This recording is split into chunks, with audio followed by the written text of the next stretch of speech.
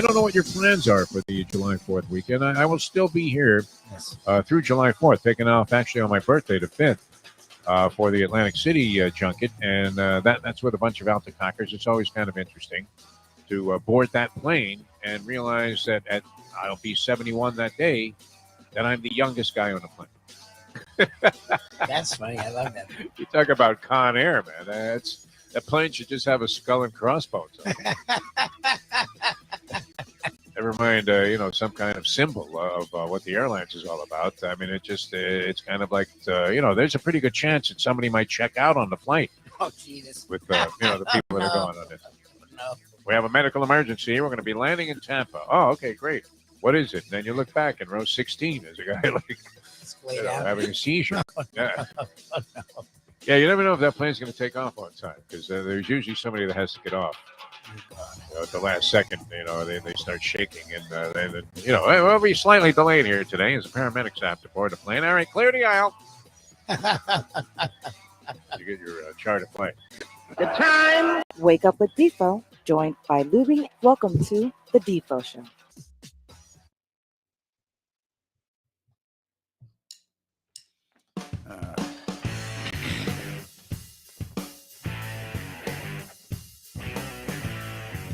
Good morning, great wide world out there. I was going to say great beyond. I don't think we're at the great beyond yet, thank God. It feels like it sometimes.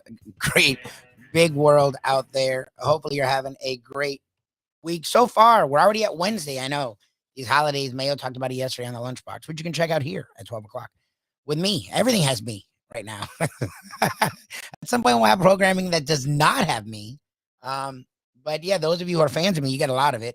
Those of you who are not fans of me, which I'm sure there are a bunch of them, my wife at times, I'm sure you're like, what the fuck? Why is this guy in everything? Because I run everything. Because I do everything. Welcome to quote unquote Lubie's network, which is not just my network, it's yours as well. Here in South Florida Live. Good morning. Hopefully everyone had a happy 4th of July. You've recovered and you're into the week. We're already just days away from the weekend here. Defo is still in Atlantic City. He will be there throughout the week. So I can tell people are just geeked up by that. It is, as you can tell, and that's why we have that open to remind you what our show is with Defo, what our show is without him. I am not him. I will never be him. I am not even trying to be him. He jokes about me wanting him to get hit by a bus. That is not the case. That will not help me do this show. This show is not anything without him. It is the Defo Show with Lubie, and that's what it is. He is his own. There's no one like him, and I've said that for years. As anyone who's listened to him, followed him, knows that. And I have tried to sponge everything I can off of him to be a little more loose, a little more lax, a little more into talking about the fun that is sports in our world. And yes, every once in a while I rant like I did yesterday, and I did. Was I on last week? Yeah, last Monday I was on by myself. I'm doing this a lot by myself. Not the goal. The goal is to have Defo. But I ranted about the world at large. I don't have anything to rant about today from the world at large. I will praise the Marlins. I know people forgot that they're playing still. I am having work done at the house. So those who caught the Mike Mayo's lunchbox got to see my bedroom, and you might have seen parts of my kitten. Who's actually very well behaved, but very independent. It's a very interesting combo. My wife can't stand it because she's not a cuddler, and I'm not either. So she's really stuck with a lot of not cuddlers. But she's well behaved. So that's freaking clutch. So we're having work done at the house, and it's interesting because let's see, we're getting messages. Good morning, Mr. Julian. We're having work done at the house, and it's whatever. So it's fun trying to, deal with all the things. So the guy who runs the company, and we do some work with him on 5 Reasons, water cleanup of Florida. They do a really good job, actually. They when it comes to service, they don't mess around, which I appreciate. And look, I deal with a lot of people in the service industries. I'm sure you all do, and they do a good job. It's not that they don't. But communication is not always the greatest thing. They either don't get back to you, hours later, they tell you they're going to get back to you, and then it's the next day. They've been actually really cool about everything. So, and he's also an old friend. So he's talking to me about going to the Marlins game. And I'm not going to lie, I forgot. I'm like, Marlins. I'm like, who goes to I'm like, what? The Marlins? I'm like, oh, the Marlins. Yeah, the Marlins, yeah. So, and I guess this has become a thing, and it should. It was when Jose, God rest his soul, would get on the mound. It'd be Jose Day, because he was, if not the best pitcher in baseball, he was like a top 5 pitcher in baseball, and he was fun.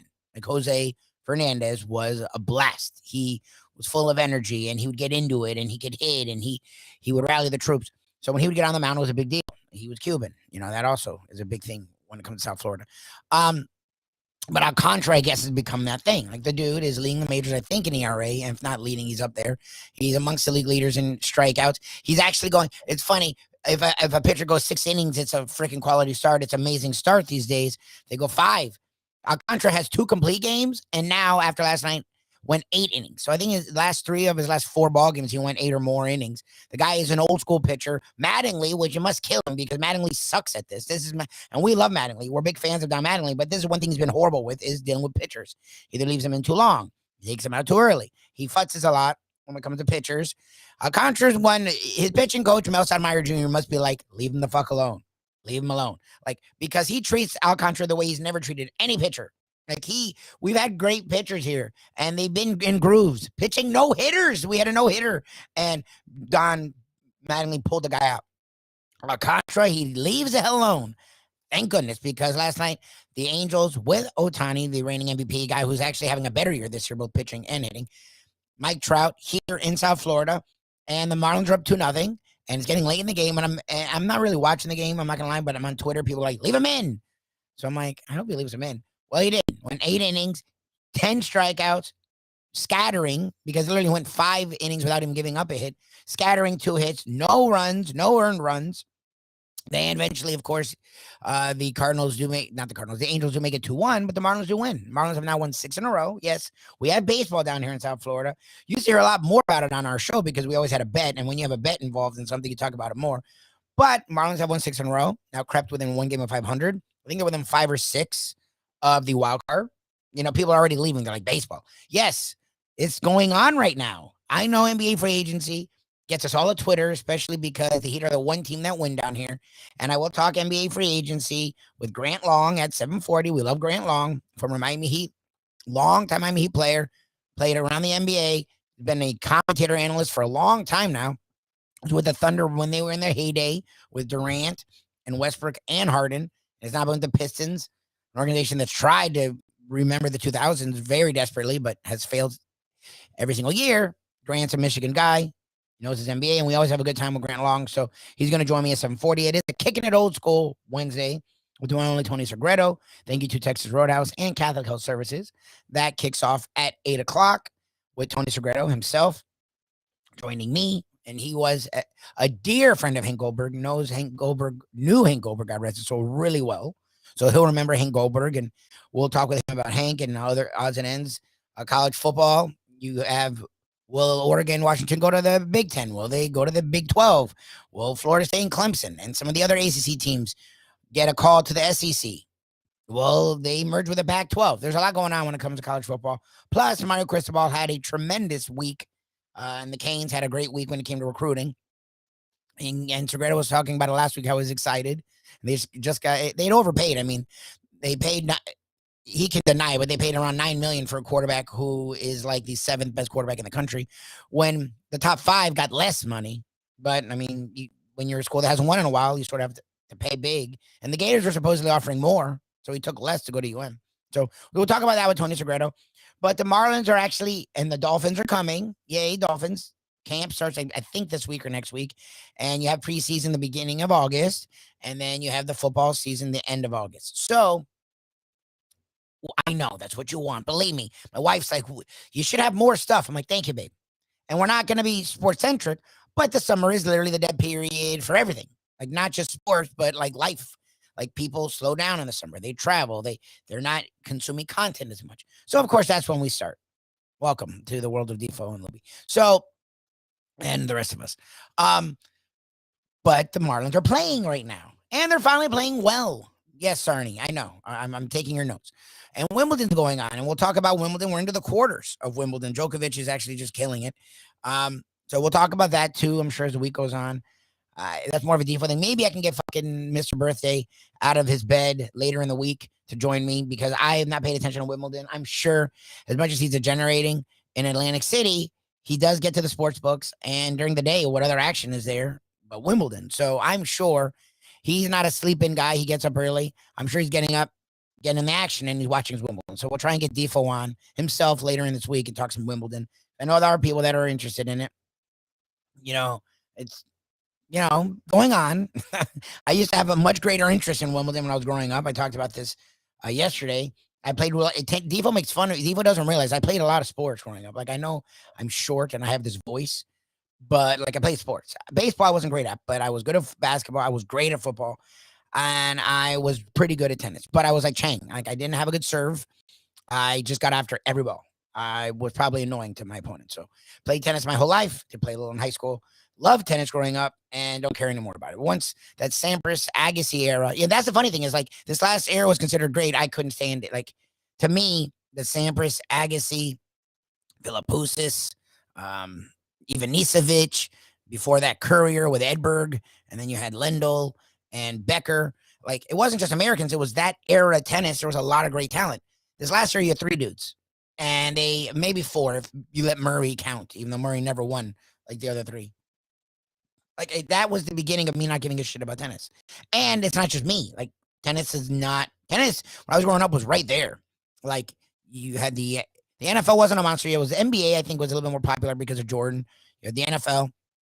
Tennis was there. Like it wasn't like a tertiary. Tennis was talked about like those other sports. Now it's not. And a lot of it has to do with the American men just don't really do anything the last 20 years. But it's not, look, you had greatness. We love greatness in America, even when it's not like Americans. It's just tennis sort of has fallen away. And it's done the same thing for me. Baseball's done the same thing in America. However, down here, the Marlins are playing well. The bullpen's finally solidified a little bit. You had the hitting be hit or miss as we thought it would be, but the pitching's been spectacular. And Sandy Alcantara should start the All-Star game. Sandy Alcantara is the front runner for the Cy Young. And it's funny, for a team that has had some really good pitchers, Beckett, Burnett was really good. You had Kevin Brown, Leiter, Jose Fernandez, again, God rest his soul. We don't have a Cy Young. Like, and I say we because I'm a Marlins fan. The Marlins don't have a Cy Young. So it's interesting to see Alcantara, a guy that in all those trades they made with Ozuna and Yelich and Stanton and Realmuto, he's the one piece they got. And they traded 4 literal all-stars, 4 guys that have been in MVP conversations, either with the Marlins or since. And he's the one guy that's been an all-star out of all those trades. Like every other trade has been a total disaster. Like Sixto is the one thing from Realmuto. He's not pitching and he had a short stint and then sucked and now has been hurt. You got nothing for Stanton. You got nothing for Yelich. Like that's actually on the roster right now. So Alcantara at least was a trade that worked. You traded Ozuna. He was in that trade and he turned out to be a freaking monster. And he turned out to be something that casual fans are like, look, I need to go to the ballpark. Cool. Like that's the thing. We don't talk a lot of baseball because people don't give a crap about it, but we love baseball. I grew up on baseball and the Marlins should be fun. They have really good pitching. They have an interesting lineup. They have a guy in Jazz Chisholm who's one of the stars of baseball right now. Like he is, if not the best shortstop, he's one of the better shortstops in baseball. He's a great fielder, which you don't get a lot anymore. He's quick on the base paths, and he's not just home run guy. Like he gets on base. He wants to create action. He has the colorful hair. He has a personality. He has the kind of thing that should attract people to baseball down here, but you got to win. Like South Florida is a winner's town. That's what it is. The Dolphins, even the Dolphins, who were our ultimate winner and our oldest organization, because they've been literally for 20-something years. It's 20-plus years. Sorry, even with Marino, those last few years, his last game, he got shit-housed versus the friggin' Jaguars, and they had won like one playoff game in his last like handful of years. So even with Marino, it's been like 25-plus years where the Dolphins have been like a winner, They have fallen off. Like people don't talk, don't care. It's the first time people have really cared about the Dolphins in a long time because they went and spent and they went and brought in the most electric player in all of football in Tyreek Hill. And they brought in linemen and they have a young coach who will do interviews and talk and say things unlike the last 6 coaches they've had. So people are excited, but they still don't care. I mean, like if you talk to someone about the Dolphins, it's still a lot of like it's not the way you get when you get Heat fans or like literally the Heat were just a shot away from the finals, and Heat fans are so used to winning that they're frustrated that they've done nothing. What did you want them to do? It's been 2 weeks. Like they're trying to get a Durant or a Donovan Mitchell.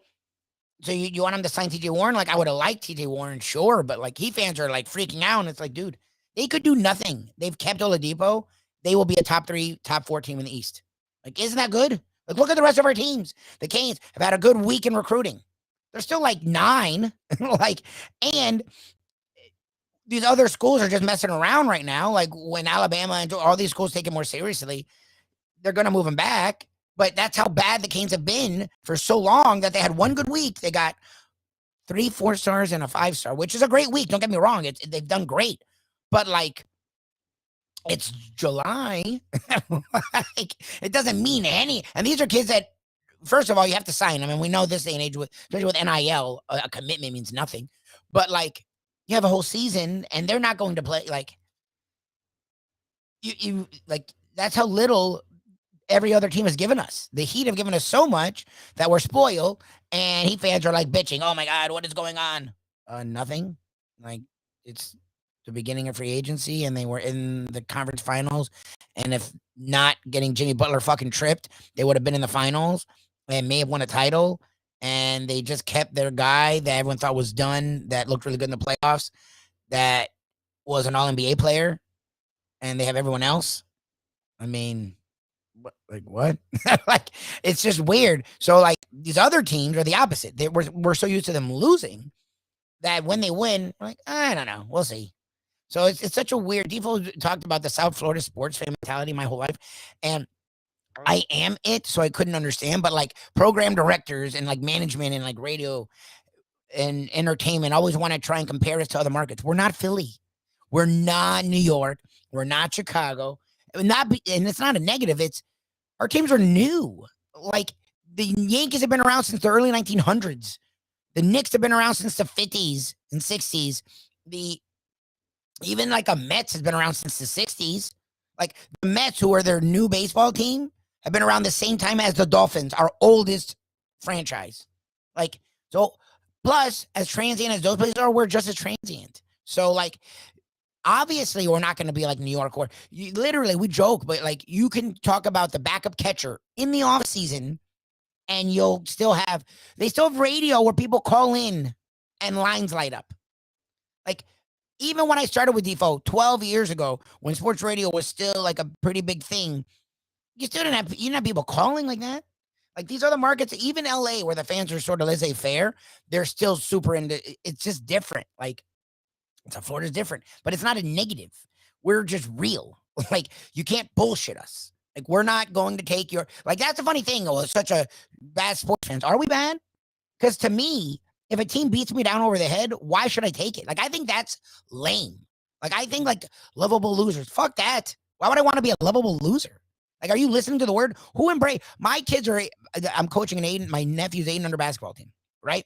Like, and I really don't care if they win or lose because they're 8 and under. Because I've watched a lot of really bad coaches like run up the score. It's just dumb. And like, at this age, they're really supposed to just learn the game and learn to love the game, learn to have a good time.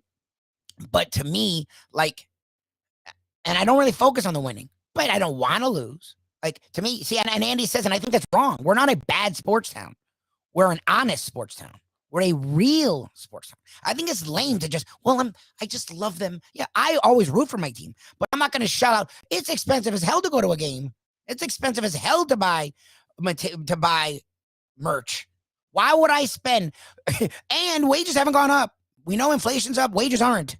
People have kids. People have bills. I'm going to spend money I busted my ass for a team that's friggin' losing. Come on. Look, I get it. You can't win every year. You can't win a title every year. But if you haven't won in 25, like, if in 20 years you won 2 titles and then every other year thrown it away, if the Panthers, you've talked about how your young success is for a decade, like, I'm sorry. I think that's lame. Like, I'm telling you right now, anyone who knows me as a fan knows I support my teams ride or die. I'm not going to a game and spending $50 if you've won 5 games last year. And I don't think that makes you a bad sports fan. I think that makes you honest and real. And I think these other towns do the same shit. Like, New York fans don't go when the Knicks are losing. Like, the Knicks have gotten crowds because it's the thing to do, but that's not the hardcore Knicks fans aren't shelling out there. I know them. Believe me, they ain't going. So I think that's a crutch and a lame thing that these older sports towns, oh, they leave early. Nah, bullshit. Every town leaves early. The Celtics fans, when he were kicking their ass, were leaving early. And Boston is as hardcore sports town as any. The difference is they're stupid. Like, I'm sorry. I think that's lame. I think that to sit here when your team is showing that they don't give a crap, when they're mailing it in for 6 years in a row, or rebuilding, okay, go rebuild. When you've rebuilt, I'll come back. I'll watch you. I'll root for you. I'll bitch about you on Twitter. But to go shout tons of money, I'm sorry. I think that's a joke. So that South Florida is not a bad sports town. It's different. We're new. Like, we're a top 12 market, so we get lumped in with LA and Chicago and even in Boston. But we're not old like them. We haven't had teams for 90 years. We haven't built the skin of losing. Like, the Boston and Chicago fans have gotten used to losing for 100 years. When you get used to losing for 100 years, it sort of changes your fandom.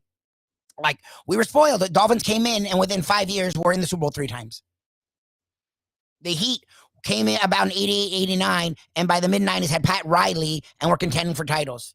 The Canes didn't exist, and then were winning 5 titles in a decade.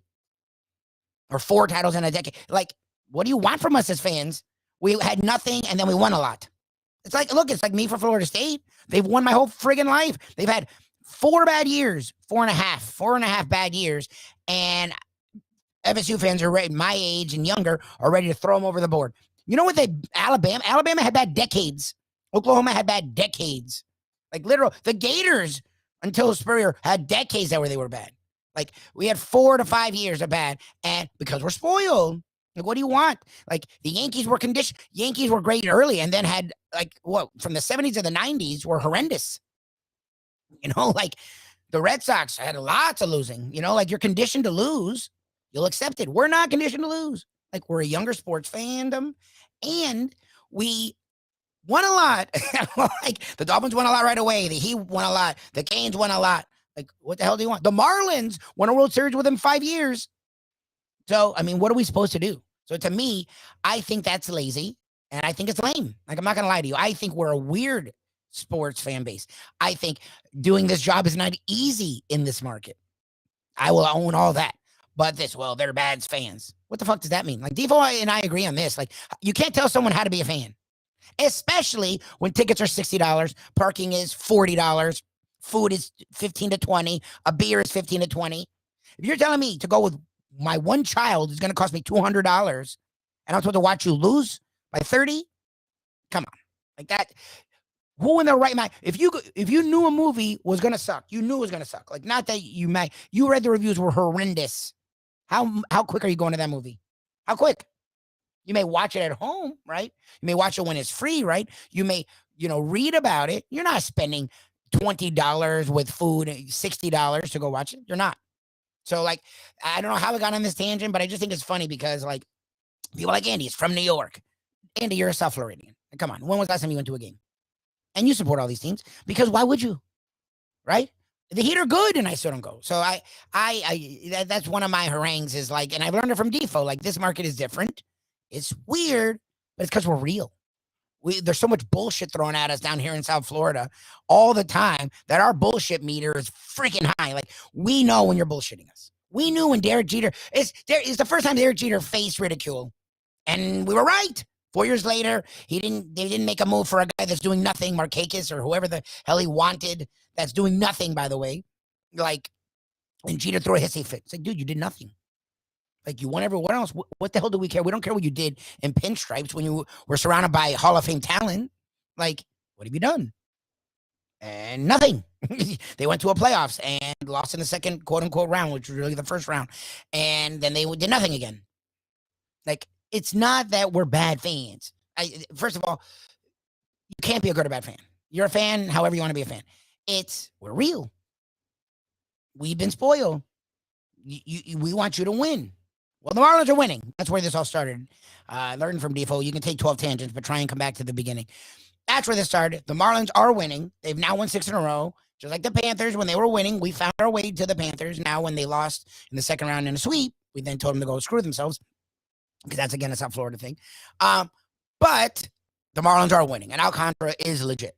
and the rotation is really good. And the division is not what we thought it would be. And the NL is not what we thought it would be. Like the Marlins are in the wild card hunt. And that would be cool. And that's the point of this, is to like support the teams. Well, look, I support my teams when they win or lose. Don't get me wrong. But what I'm saying is like this idea that if your team hasn't won in 15 years, if your team has made one playoffs in 12 years, if your team hasn't won a playoff series in 10 years or 13 years, to just go and, oh, shucks. Like, what? There's no part of life where you would do that. None. Like, literally, people freak out about my 8 and under boys basketball team, and the scores are 10-6. Like, how can you freak out about something where the score over a 30-minute span is 10-6? Like, even I yell at them to go here and there, but I don't care if we win or lose. It's 10-6. Like, how the hell can you even give a crap about 10-6? But people do. The parents do. The parents are so geeked up. We keep winning, and the other team is so disappointed they lose, and it's like it's 10-6. Like, did you see? They ran with it, and when they dribbled it the one time, we were happy for them. That's the basketball we're watching, but that's how people are. So, like, why would they not get weird about something that costs $250 for 2 people, maybe 3? I don't know. There's the soapbox. At least it was sports related. You wanted sports, you got sports. This is the Defo Show. No Defo, just Lubie here on South Florida Live. We are the home of Mike Mayo's Lunchbox. Mike Mayo, the man who couldn't eat 7-10 minutes. Mike Mayo, the man that ate 5 hot dogs in 8.5 minutes and then quit. Again, it's something that I think is the most despicable thing you can do. I've only quit once in my life, and it wasn't because I wasn't playing really well, but it was because I was on the tennis team and I had to work, and the match was right when I had to work and I needed to work. So that's the thing is, I quit that. But other than that, you finish. That's one thing I was raised with. You finish what you start. And Mayo did not do that. Mayo quit. A guy who's a professional eater, like a guy that literally still to this day gets paid to eat because his opinions are amazing. His understanding of food and his way to describe food is tremendous. His palate's phenomenal. And he will eat 5 meals in 4 hours. So we figured, okay, then he'll kill the hot dog thing. Yeah, he's not chestnut. We just need him to eat 7 in 10 minutes. I mean, come on. Well, he ate 5 in 8.5 and then quit. Like, we talk about losers. Wow. So anyways, but we love him. Each and every day you can check him out right here at 12 p.m. Also, the Greek's plays. Greek is now 9-1 in plays of the day. We'll try and get him back by the end of the week. Coming up at 7:40, we will have Grant Long talking a little NBA free agency. The Miami Heat have been rumored to get everyone, and they've got no one. They do need a power forward, as their undersized power forward, PJ Tucker, is now in a Philadelphia 76ers uniform. And all the guys that they were rumored to try and go after are off the market. So I can understand Heat fans being a little frustrated, because it's really the Heat have gone all in on Mitchell and Durant, and neither will play the position that they need, really. I guess Durant can play power forward, but he's more of a scorer. Like, they need someone to help Bam. And I get it. They brought back Deadman. They brought back, and your 7 supposed to have a nice year. So maybe Bam can be that. Bam can be the 4, and then you have another guy to play the 5. But Bam's working on his shot, and Bam could be a nice stretch center, a stretch 5. So yes, he should sign someone. But again, they were a shot away from the finals, and they're trying to go and really take it to another level by getting a superstar. So I'm willing to be patient. But we will talk about Kevin Durant's trade demands and Kyrie's destinations and Donovan Mitchell and Bradley Beal and the Heat and the rest of the NBA, as it is the offseason, and that's what people seem to care a lot about right now. At 8 o'clock, we'll talk with the one and only Tony Segreto. It is a Kickin' It Old School Wednesday. Thank you to Texas Roadhouse and Catholic Health Services. Tony will join us at 8. Hank Goldberg, we again are sad to hear him go. Yes, started Udonis, exactly. We're sad to see him go. He's hopefully cashing lots of tickets up in the great blue, great beyond.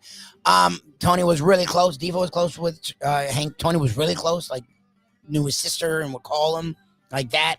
So Tony's going to join us, and he'll recall some of his favorite Hank memories, as Hank was one of our degenerate brethren, and he passed away Monday or Sunday. So we continue saying goodbye. Caitlin Bradar was great yesterday. Mike Mayo's Lunchbox, she knew him from a horse racing standpoint and other parts of life. So if you missed that, that's right here on South Florida Live, the YouTube, Facebook as well. Caitlin Bradar remembered Hank Goldberg. And at about 8 o'clock, we will have Tony Segreto on, and in that hour, we will remember Hank Goldberg even further. Defo is not here, as you can tell. You got to hear me ranting. Defo will be back. I'd love for him to be back Friday, but I'm not going to lie to you. I know he won't be back Friday. You have me all week, but as you can tell, I will make sure we have lots of other people on so that you don't have to just hear me rant. You get about 15 to 20 minutes of me ranting and then actual conversation. So I think that's a decent mix. Defo will be back Monday. He is, I think, doing well. Like I don't hear from him a lot when he goes on these trips. I get like one word text, score, Hank, Wimbledon, and then like a picture. So I think that's good. It's like Defo's Morse code, his degenerate code, because he's in there. So I think he's doing okay. When he's down or up, I don't know. But if he gets a big score, I hear it. If he loses big, I hear it. So when I don't hear anything, that's actually decent news. So I think he's enjoying himself. I mean, the big 7-1 was yesterday. A lot of you wished him happy birthday, so thanks for that. We should do a birthday extravaganza, but he's not here, so I didn't have to worry about that. So happy birthday to Defo once again. Thank you for finding us. Please subscribe. South Florida Live. It's our thing. It's ours, and we're going to make it yours. We're going to make it South Florida's thing.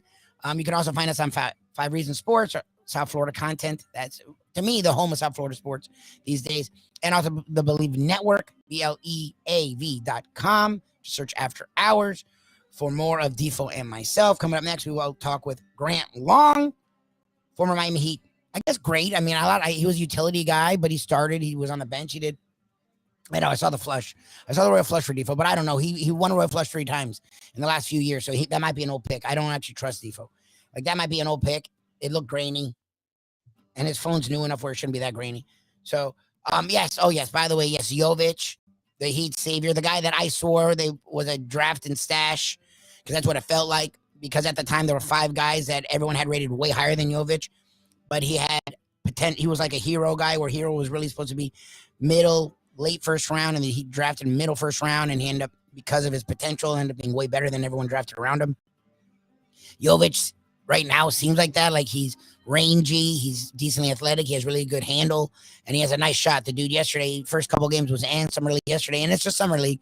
But Chet Holmgren was the second pick, and his numbers weren't any better than Jovic. Like, he had 6 blocks, but he had 1 less 3 than Jovic and less points. Jovic went for 25 and 9, was like 50% from 3, hit 5 threes, and looked really good. Was handling the ball, passing, looked good.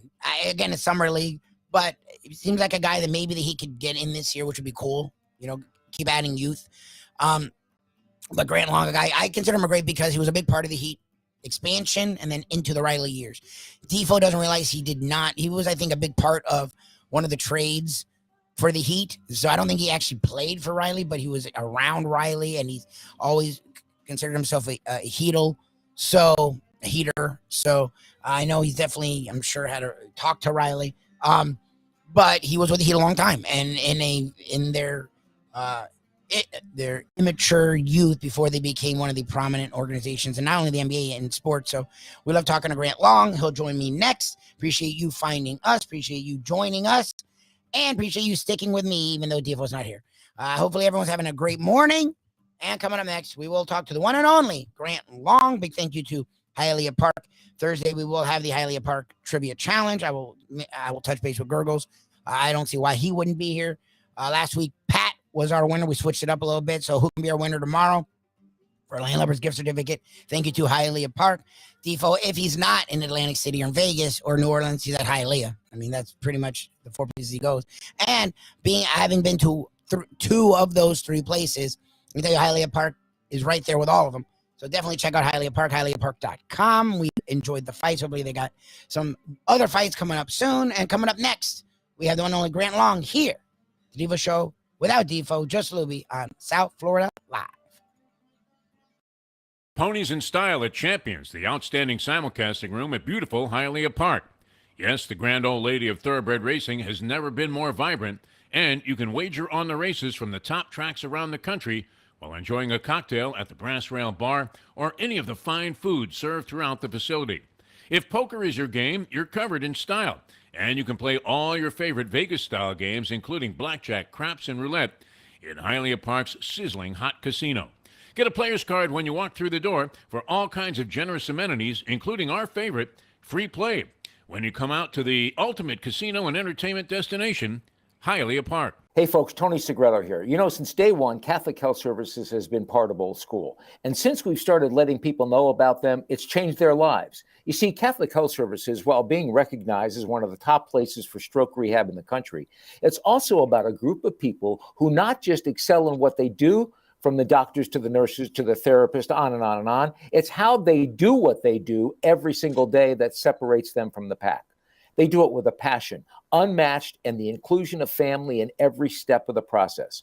Trust me when I tell you this. If you want the best, unmatched rehab with a special group of skilled, caring people, there is truly only one place, and that one place is Catholic Health Services. These days, we're all looking for comfort anywhere we can find it. Thank goodness for Landlubbers Raw Bar and Grill in the Plantation location, because they are making sure you are as comfortable as possible. First of all, they're not only open for delivery and pickup. All you have to do is go to landlubbersbarandgrill.com for both pickup and free delivery. Their hours have changed a little bit. Monday through Thursday from 3:30 to 10, and Friday, Saturday, and Sunday from 11:30 to 10. You're going to have the best wings in the world.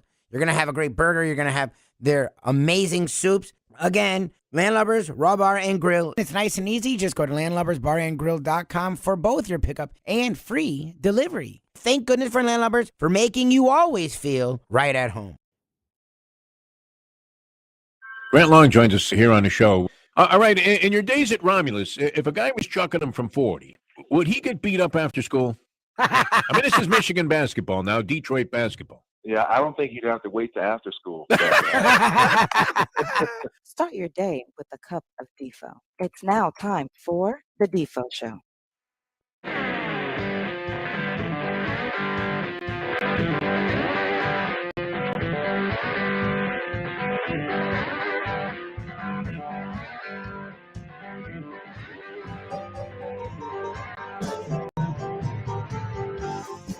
Good morning, one and all. Good afternoon, whenever you're listening to us, whenever you're watching us. Thank you for finding us here on South Florida Live. This gentleman has been with us for a long time. For some reason, he keeps coming back. The one and only Grant Long joins me this morning. Good morning, Mr. Grant Long. How you doing, my friend?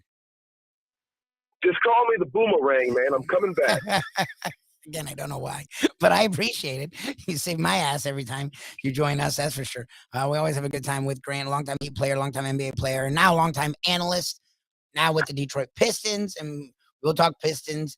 I do want to talk about just the opening of NBA free agency, because Defo makes fun of me a lot because I really look forward to this time. And look, even when I grew up, let alone when he grew up, no one cared about the offseason, right? Like the baseball had the title, the Hot Stove League, but other sports, it was very slow. It wasn't a big deal, the offseason. Players usually stayed with their teams.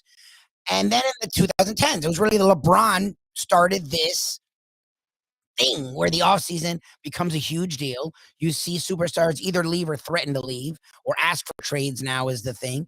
And it's become a big deal. When you were playing, that wasn't really the case. What was the offseason like for players then? Because to now it seems like it's big business, but it feels like for you guys, when you were in the offseason in the 90s, 2000s, 80s, it was a very different animal, it feels like. Well, you have to understand too that with the social media and having access to all of these things now, everybody that wasn't privy to it now get an opportunity to see what's going on. When I was playing, and even before that, everything seemed to be done in the cloak of dark. It was almost like, let's do it tonight. Nobody's going to know what happened. They'll read about it tomorrow, or they'll find out about it a week later.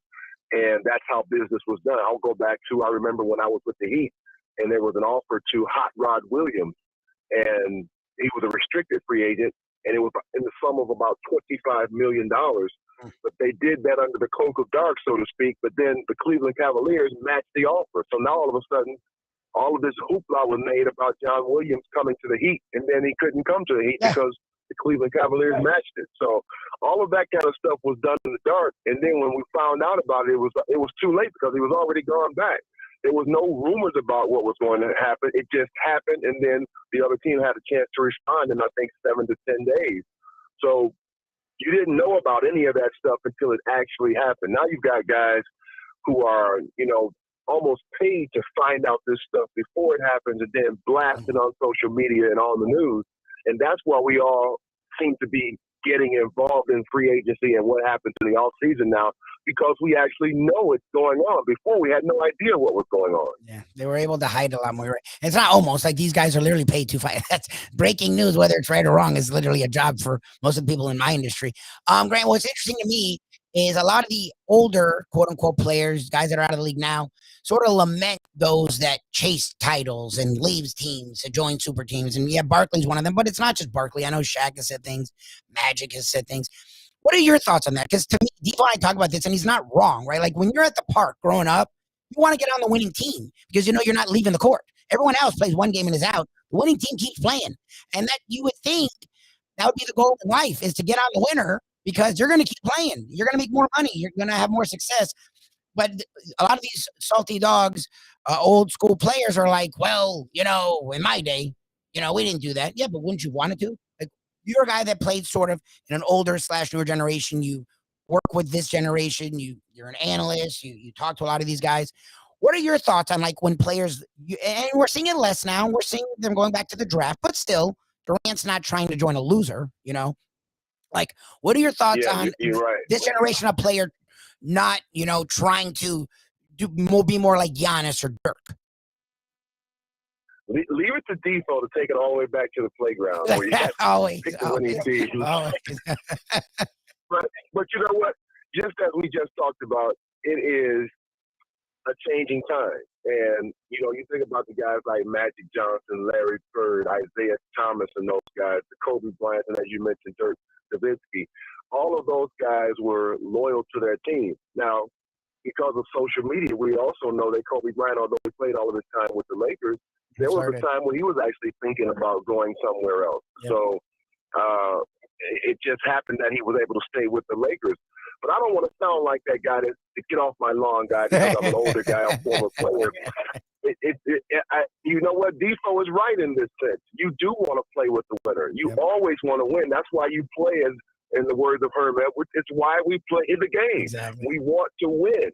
We want to win the basketball game, and we want to win it at its highest form, and we don't care how we do it. Now, and here's the interesting twist to this, Lubie, is that what I love is that the players now understand they do have some type of say-so. They do have some type of power about where they play, how many minutes and all that kind of stuff. They have control over that. Whereas before, you almost just did as you were told.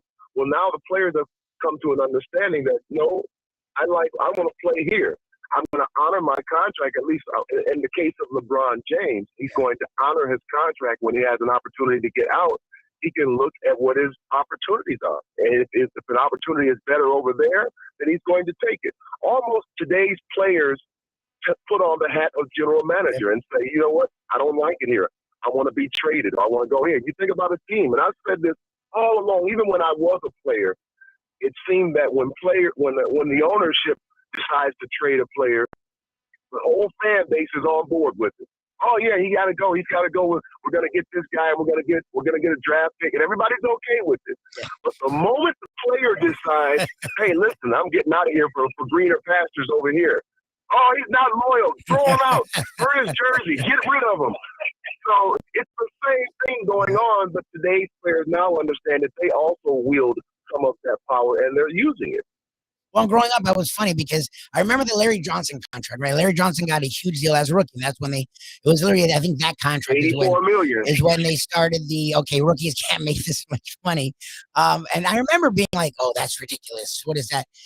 But as I've gotten older and it makes sense, it's like, why would I feel bad for the billionaire? You know, like we always sided with the owner for no reason. None of us are owners.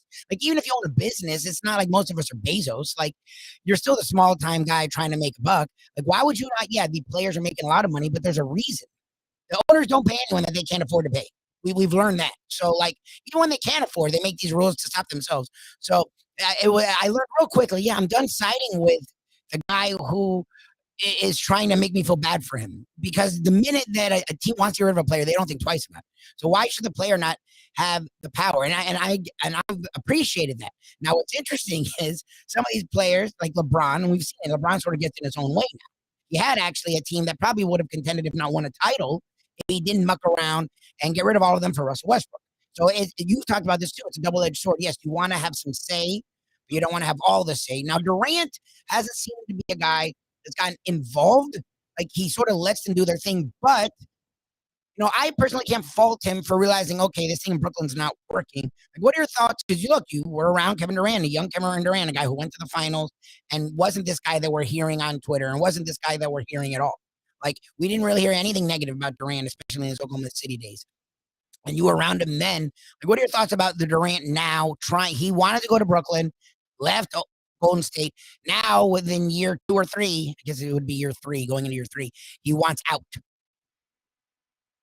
Yeah, and here's the thing. You mentioned, again, I'll say it, Lubie, you mentioned Giannis. And boy, he looks like a dinosaur now in how he approaches things. Yeah. I can go back, 3-4 years, and I remember him talking about LeBron and Kevin Durant reaching out to him to come work with them in the offseason. They said, no, I'm going to stay here and work with my guys. Why would I work out with you guys? I need to work out with my own team. We're trying to get better. I don't want to work out with LeBron and Kevin Durant. I'm going to work out with my own team. You just don't see that happening. You see all these guys banding together. Hey, let's work out. Let's do this. Well, Giannis said, no, I don't want to work with you guys. I want to work with my team. And you know what he did? He went and worked out with Kobe Bryant, who was retired, obviously, at the time, and got his tutelage from him. He's trying to beat Kevin Durant and LeBron James. I don't want to join you. I want to beat you. So he's a different animal. So Kevin Durant is not cut from that cloth, obviously. He is trying to get on a team that has a great opportunity to win. Although he's already won multiple championships, he wants to win more, and he's going to seek out his best opportunity. Do I like the way he's doing it? Probably not. Do I like the fact that he's exercising his right and his power? I love that part of it, but the loyalty part now, you can't even use the word loyalty in the NBA with so many different players. Like I said, there's very few that you can exercise that term with, and Kevin Durant is not one of those guys. So do I not like it? I don't like how he's going about doing it because he did not play out his contract. He's looking for a way out. And you think about this, and I said when this deal happened, I said, boy, it surely looks good on paper. Kevin Durant, James Harden, and Kyrie Irving.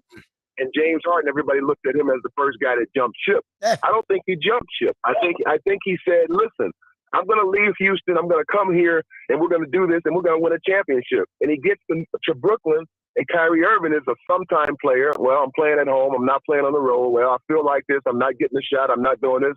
And James Harden is like, look, man, I left a whole lot of things on the table in Houston to come here and try to make this thing work, and you guys are not participating. So now I do want out. I don't want to be here in this circus. I don't want to do that. So he left, and now you saw what happened. First round exit for the Brooklyn Nets, which I called. I remember talking to you and Defo and said, hey, I don't know who's going to play, but it won't be the Brooklyn Nets or the Los Angeles Lakers. So now you've got Kevin Durant and Kyrie Irving now, who also was the first guy at the end of the season who said, hey, I'm getting out of here. And then he didn't get any suitors. So now he signed his contract to come back. So Kevin Durant has basically said, look, you were going to leave me here all by myself. Yeah. You wanted out. James left. And now you were talking about leaving. So listen, I'm getting out of here too. But now Kyrie's coming back and Kevin Durant still wants to leave. Basically, his feeling has already been hurt. So he said, hey, listen, I'm going to leave you here by yourself like you were going to leave me. Look, Durant. And now it's poor Steve Nash.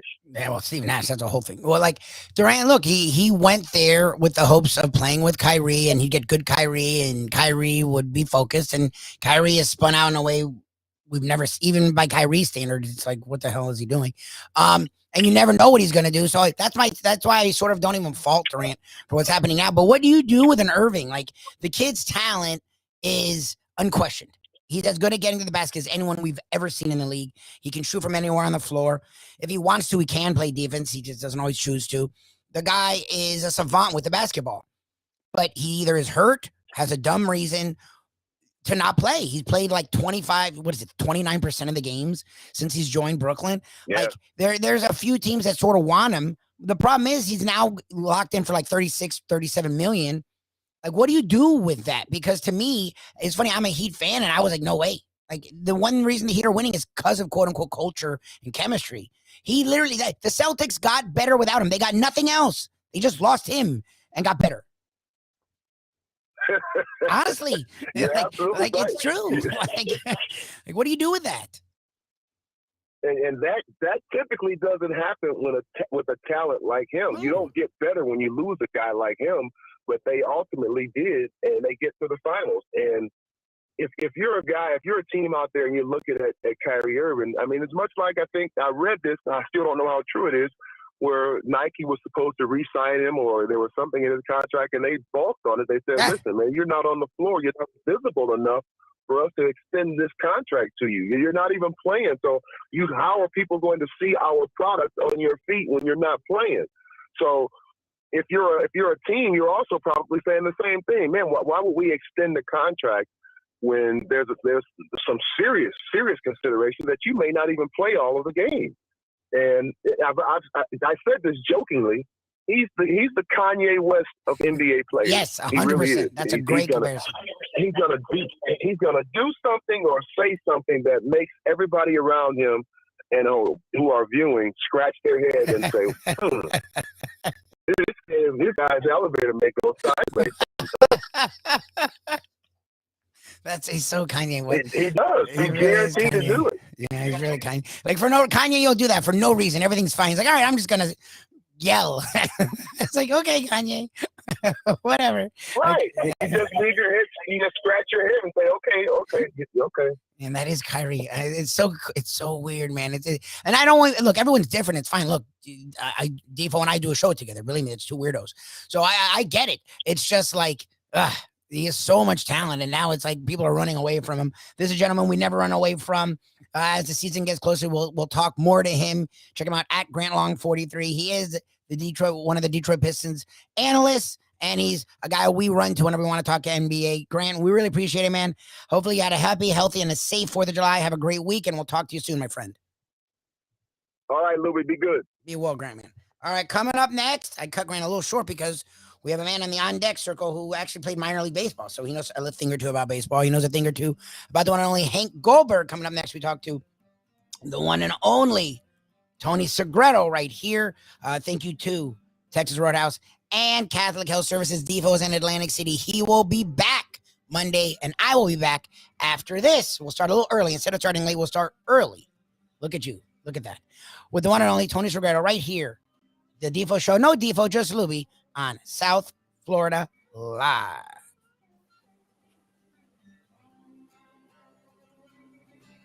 Hey folks, Tony Segreto here. Let me ask you a question. What do you look for when you go out to eat? Good food, obviously, friendly atmosphere, not too loud, but good energy, reasonable prices, and a place where you feel comfortable. All those ingredients, no pun meant there, are hard to find unless you're talking about the Texas Roadhouse. You see, they encompass all of those attributes. Really, really good food, amazing atmosphere, good for a family, good for a date, or just a night out for yourself, and prices that will make you extremely happy. Their ribs unmatched, steaks hand-cut every day. Everything, and I mean everything, is made on site, including their incredible bread. It's the one day, folks, that you can forget about low-carb diets.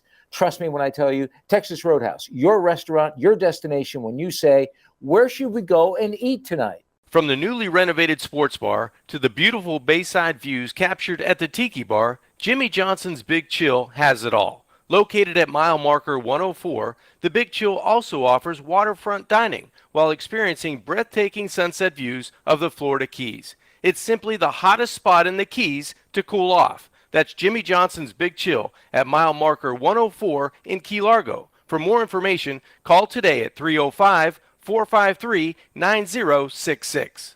What we gonna do right here is go back, way back into time. We are now kicking it old school with the one and only Tony Segreto. Brought to you by Catholic Health Services and Texas Roadhouse. Tell me, doctor, where are we going this time? Welcome back, one and all, to the Defo Show. No Defo, just Lubie here on South Florida Live. Each and every week we talk to this gentleman, usually late, so I figured we'll really rub it in to why you want me. We'll go early today. Well, not just, you know what, I tuned in a little early because I know that, it's not easy doing these shows by yourself. And especially when you have someone like Defo and you do such a great job, you really do. And I hope people, respect that and understand that because, it's listen, Defo is such a high, strong personality, as you and I know, and you know, he and I have been around a long time, so we can go at it pretty good, you know. And you hang in there with everybody, but you know, I figured, well, let me see if he needs any help. I'll get in a little early and see if I can help him. I appreciate it, and so I figured I would honor that early entrance and get you in a little bit early. And we will talk. Ed Garcia will join us actually today. He's a traveling man, so we don't always get that Ed Garcia, but we'll have him today. A big thank you to Grant Long. Got fired up there, and I love it. We don't really get we don't always got get Grant really Long fired up. So I like seeing that early in the morning. I don't want to be the only one screaming and yelling. All right, Tony. I know it must have been, and I want to talk about it a little bit later too, but a tough few days. You know, I know it's been a tough couple of years. Geez, a lot of people that you've been close to that were greats, and not only the sports industry and just the world at large. We've seen go. And it was interesting news. I think it was 4th of July that like the news came out about Hank Goldberg, and I was like, what? Like, we know he's in his 80s, and we know he went out to Vegas, but from all of us are keeping tabs on him, and I know Defo and you have. From what we knew, he was doing okay. It was sad news to hear the passing of Hank Goldberg, a guy I know you were very dear friends with for a long time. It was. I'm going to do my best to keep this together because it was a tough day, July 4th. I'm not trying to put you in a tough spot. I just, No. Please, he needs to be honored. He needs to be. People need to talk about him, and I'm sure you've spoken already with a number of people. But no, Hank and I, we worked together. We traveled together. I mean, we traveled to Tokyo together. We traveled all the Dolphin games together, many Hurricanes games together. We did Sunday Sports Final together. We did the 6 and 11 o'clock news together. I can't even begin. I mean, part of my family, literally part of my family, talked to him regularly, and he's always chatted. In fact, one of our promos is how I try to call him to get tips for the Derby just recently. And he just an amazing man, a treasure trove of information. Not many people know this, but before he was in the advertising business for a very, very long time, and worked in one of the biggest firms in South Florida. And during that period of time, his father, let's take this back. Hank's father, Hy Goldberg, was a very famous sports writer for the Newark Daily News. And Hank grew up, like my children grew up around the Dan Marinos and the, all those guys, the Don Chulas of the world, and Nat Moores and Dwight Stevensons, and they still kind of look at those people as their uncles in many cases. Hank grew up that way around the DiMaggios and the Mantles, and the great hockey players in New York Rangers history, and the great Knicks. I mean, all those guys were part of his life. So he was brought up in that world. Extremely smart. Went to Duke University. Oh, wow. And he just, an incredible guy, extremely eclectic, and loved to have fun. And while he was working in the advertising world, he became friends with Jimmy the Greek. And Jimmy the Greek was really kind of the forebearer of all these people who learned, bet. I mean, he was the guy. He really was the trailblazer for that. And so Hank became his writer. Hank would do all of Jimmy the Greek's research and all of Jimmy the Greek's writing. Yeah. And then when Jimmy the Greek sort of started falling on some hard times, Hank just sort of stepped into that role, just sort of like picked it up, and it became his deal. Left advertising, became full-time TV, radio, and for a long time did both. And then after he left us at TVJ, hooked up with ESPN and went on to, just some big time things. And he actually moved to Vegas, primarily because he loved Vegas, but really because he felt that there was a better opportunity. He was on the kidney list. He needed a kidney replacement. And he felt like that was a better opportunity for him to get that kidney replacement there. He died on his birthday, July 4th. 82 years young, and a guy who was an icon. It's funny. He had a whole second or third, because even since radio, he went out to Vegas. Defo literally been jealous every day. He went out to Vegas to go work with VSIN, but really live in Vegas. Oh yeah. Yeah, and just an enormous amount of friends, from Binocular Bob to Brent Musburger. I mean, that kind of spectrum, and he and I would joke all the time about name dropping and who, things like that. But he's one of the few people, okay, and I'm really gonna pull the curtain back. When I was born Anthony Segreto. My cousin, my father's brother, his son was born 17 days later in the same hospital in New Jersey, and his name was Anthony. He named him Anthony Segreto, and we lived around the corner from each other in Jersey. And at that point, my father and brother had this like family meeting with my grandfather. Said, okay, we can't have them both Anthony because that's just not right. So who would be Tony and who would be Anthony? My cousin, God rest his soul, was the Tony. Okay. And I was the Anthony. So if you talk to anybody in my family and anybody that you know me from when I was little, they still refer to me to this day as Anthony. That's funny. Hank is the only one of the few people outside of my family who every day would call me Anthony. So it was, we had a very tight, spoke to his sister yesterday, Liz, who was his caregiver for the past 2.5 years or longer, talking about the service that they're planning, and it'll be in typical Hank Goldberg fashion. And it's she was telling me that the outreach has been remarkable. I said, testimony to your brother. She goes, he would have loved every second of this. He would have loved every text we've gotten, and she called me right after he died. I chatted with her real quick. And then throughout the day we stayed in touch. And then yesterday we actually connected by like real telephone, like actually talking to each other. So yeah, just a great man. He'll be greatly missed. The fondest memories. I posted on, I put a couple of tweets out, and I posted one of a picture of he and I and our photographer, Ross Noble. And we were in Tokyo. I mean, literally, the three of us traveled all over the world, and we were in Tokyo together and covered a Dolphins game. I posted a picture of that. So very close, and a great loss, and a dear friend. And as sad as it is to realize he's gone, it was an honor and great memories to have known him and lived with him basically for as long as I did. Well, what's interesting about Hank is I didn't have that relationship. I sort of lived through Defo, because through the years, Defo would talk to him here and there, and he would like check in with Defo about our show. And I guess he was sort of, a fan of what we were doing. So he had things to say about me, which was cool.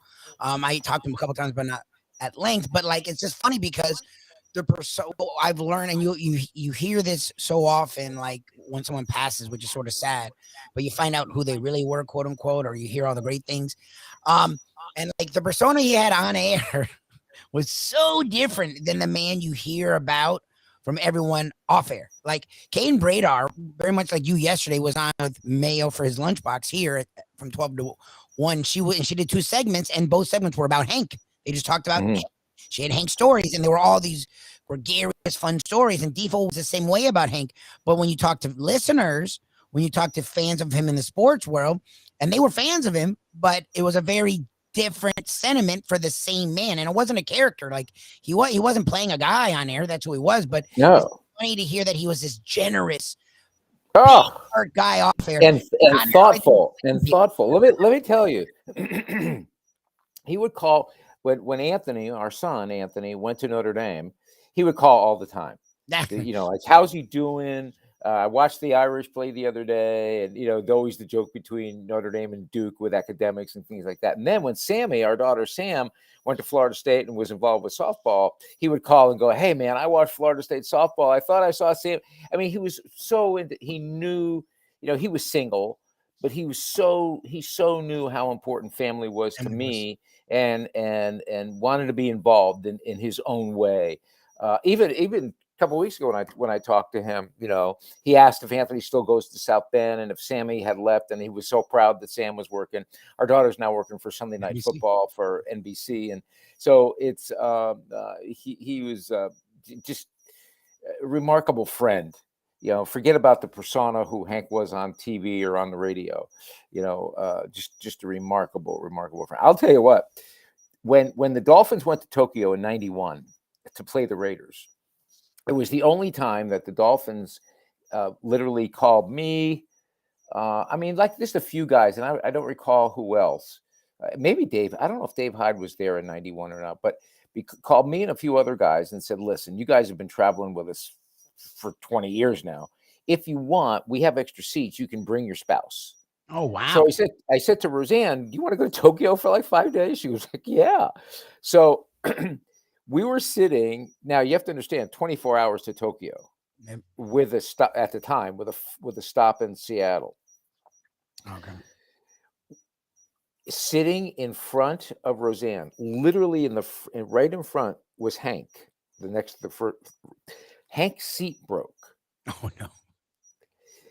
He was literally, his head was literally in back of his head, and the seat was literally in Roseanne's lap for 24 hours. Oh no. And it was an ongoing joke. I mean, every time we saw Roseanne, he goes, "Hey, you want me to lay down so you can remember who I am?"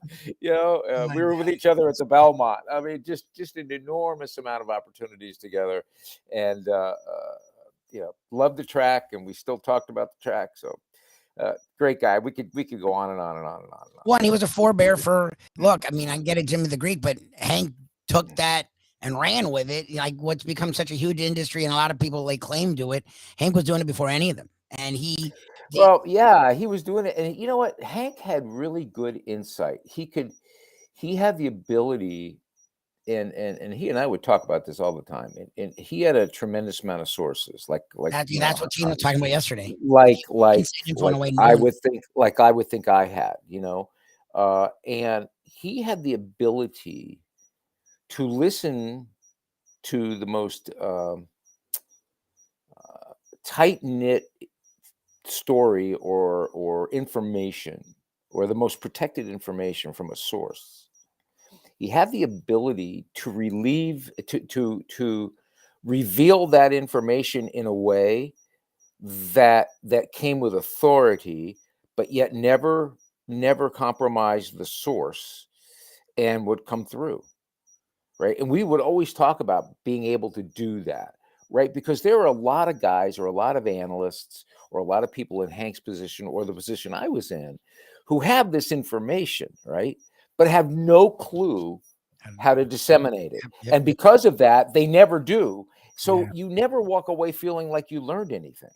Yep. With Hank, he had that ability to take that information from a very protected source and be able to give that information without at all compromising that relationship, and or letting people in on who that source was. And he and I would talk about that all the time, because we would both try and do that. Because what's the point of having a source if you can't use the information? Yep. Then you become useless. You just become a regular guy or a regular woman who's doing sports. Yep. You've got to be able to give people, you know, I always used to call it the nugget, you know, and I would tell producers, what is that nugget that we can find? You know, my kids, my daughter, especially now in journalism, I said, Sam, we got to find the nuggets. You got to keep finding those unearthed little things that people aren't going to actually find themselves, or may not want to delve into it, but you could do it and expand it in such a way where people are going to walk away going, did I learn anything from listening to so-and-so? When you left Hank, you felt you learned something. I hope that when people hear me speak, they hope they learned something. Even if it's a little something, because otherwise, then we're just sort of, you know, vamping here. Well, that's the thing is it's a tough thing. First of all, you don't want to reveal sources, and you also don't want to do what people do now. Is the opposite, where they just break news and there's not always facts behind it. You know, it's a tough, but you want to make sure when you do bring information out, it is believed.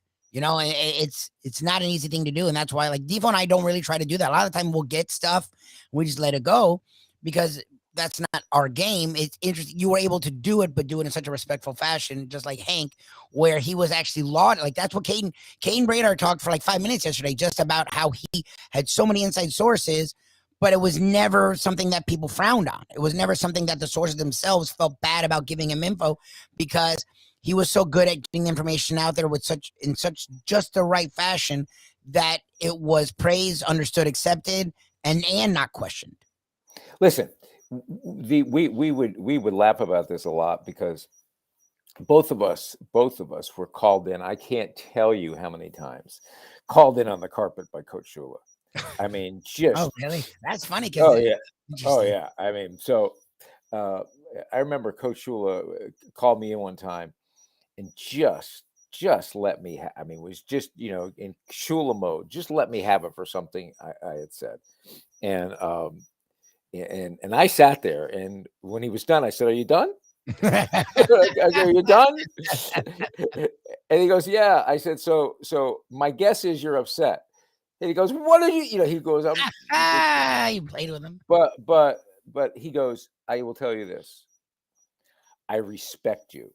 And that's what he did with Hank. He would let Hank have it, but then he'd go, "Let me tell you, I may not like what you said, but I respect you because you guys are here all the time." Yeah. Right. And that kind of relationship, and yeah, I wish Hank were here to validate this.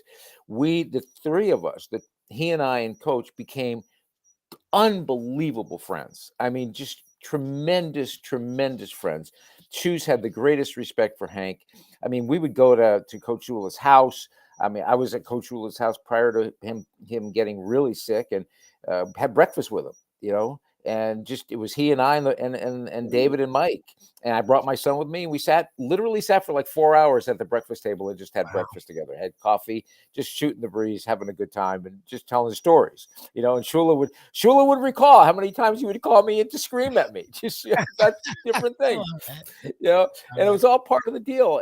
But for guys like Hank and I, he would always end it by saying, "I respect you," and give you a hug when you left. Nice. And forget it and move on and laugh and have a good time. Or he would, and I know he did this to Hank because we laughed about this too. If there was a rookie reporter there, and one of those he used to call him, everybody would have their mics out, just people trying to scream for questions, right? And he would look over to me and Hank, and he'd wink. And you knew what he was going to do. He was just going to give that rookie reporter the hardest time to see if he or she could cut their teeth. And then the media group would break up, and he'd call Hank and I over and go, "How'd I do? How'd I do?" So it was just great stuff and great memories. Talking about one great man in Don Shula, another great man in Hank, the Hammer, Hank Goldberg. We now move on to another great man. This one from Texas Roadhouse. You know him, you love him, the one and only, the great Ed Garcia now joins us this morning. Good morning, Mr. Ed Garcia. How you doing, my friend? Good morning, guys. How are you? I'm doing great. Hey, listen, we're getting ready to start fall football practice as the college football season is about to begin. I know, listen, you're a big Michigan fan, and I am not going to gloat over the fact that the University of Miami just signed the #1 offensive lineman in the 2023 class. I'm not going to gloat about that. The Michigan Wolverines are looking good, and you've got to be excited. Were you able to change your before we do Texas Roadhouse? Did you change your tickets? Do you have your 50-yard line, lower level seats right behind Harbaugh? I am getting close. I am getting much closer. But I do have 4 this year, but I just bought an additional 8 this morning for the Michigan State game, which I know that we have shared. Yes. But I am going to be going in that with conflict because my daughter is now a Spartan. Wow. Officially a Spartan, huh? So the Spartans won out over the University of Miami, huh? How'd that happen? Is correct. Yes. I know. It was a very challenging day for the household. So I'm going to have to use and take some of your advice on how to handle those situations on game day. Yeah. I tell you, the first time my Florida State played the University of Miami in Tallahassee, my wife says to me, well, what are you going to wear to the game? I said, nothing. I'm just going to wear like a t-shirt. She goes, come on, you have to wear something for your daughter. She's a Seminole. She's with, the athletics and all that. I go, bro, are you kidding me? This would be professional suicide. I went to Miami. I did Miami's game. There's no way I'm going to wear Florida State. There's no way. So my wife was giving me just a rash of you know what. And finally, I called another great man who left us, Larry Wall, who was a sports information at SID and then was with the Orange Bowl committee. And his son, he was a Miami guy, and his son went to Florida State. And I said, what am I going to do? He goes, here's your hall pass. I go, what? He goes, you go get yourself, or your daughter get you, Florida State dad. And no one can get mad at you because it says dad. If it just said Florida State, they'd be pissed. So there's your answer. If you need to have a Michigan State dad, or you get the split T-shirt. Do they make those? Do they make that in a sock or something like that? Listen, I'm sure someone would make that for you. And if you want, I will, or no, your left sock will be a Michigan sock and your right sock could be a Michigan State sock. That's it. And I'll be wearing jeans that day. Yeah, exactly. Well, listen, we just got Julian, who is a big time listener, said he tried Texas Roadhouse in Deer Park, Long Island this past weekend. He said it was good, pretty good. I go, Julian, pretty good? Come on, man. It is beyond pretty good, right? And I know that we had one in Burlington, Vermont, and I was talking with someone who was there, and just kind of serendipity. He goes, this person goes, hey, have you ever been to Texas Roadhouse? I go, yeah. He goes, oh, first time I was there. That was awesome. I mean, this was totally unsolicited. He had no clue of my relationship. Awesome. So how are things going? I know we're having more and more now. People are feeling more comfortable going out. And I know there are a lot of other things going on in the world, but God bless Texas Roadhouse. They stay steady and tell us how things are going. And I want to know if there's anything new on the horizon. Really, not much. That's one of the things that makes Texas Roadhouse great. We're coming on almost 30 years, being around, which is kind of crazy to think about. It really will be next February 17th, as a matter of fact, but we'll be hitting 30 years. Regardless, if you look at that menu from February 17th, 1993, it looks a lot of like what it is today. And, that is one of the greatest things for our guests, that you know what you're going to get when you walk in there. The trials and tribulations, and when we change the menu from pricing to just switching a side item or whatever, it goes through so many trials. But I think that's what makes us great, is that we're not switching our menu every 6 to 8 weeks. The cooks, the servers, they know, it allows them to become great. I think it's a lot like football. And I talk about this analogy all the time. We practice the same play over and over and over, and that makes us great. So we're not changing things up all the time, because what happens, it just turns into chaos, and that's not what we want. So other than that, we had a great July 4th weekend. A lot of people came in. The butcher's market was on fire. And the restaurant was great, all over the country and in Florida. People were coming in and celebrating, and then went out and watched the fireworks. So super excited about that. But, it's summertime. Come in, check out our ribs. They fall right off the bone. You guys saw it. It's a 3-day cooking process. Absolutely amazing. And actually, what's really cool is the ribs are huge right now. So come on in and grab your baby backs. You are definitely getting, some extra ribs in there for sure. But other than that, that's all that's new on my horizon. I'll tell you what, I think that's the thing we forget about Texas Roadhouse is, when you think you go into a restaurant, all you think about is the food, and rightfully so. That's the first thing that's why you're going there, right? But it's the culture of the restaurant. It's the culture of the entire organization. When you have servers and cooks and managers who have been with you 10, 15, 20 years, that's testimony to how they're treated. And because they're treated so well, it's the old theory. If I treat my employee well, the employee will treat the patron well and the customer well.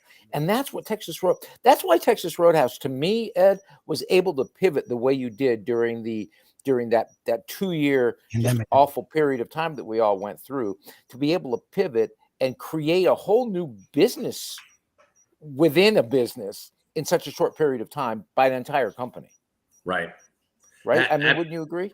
100%. I mean, I totally believe, one of the cool things too, is that every member of management has a little bit of buy-in too of the restaurant. And I think that is just a really, really cool concept and what's made us great.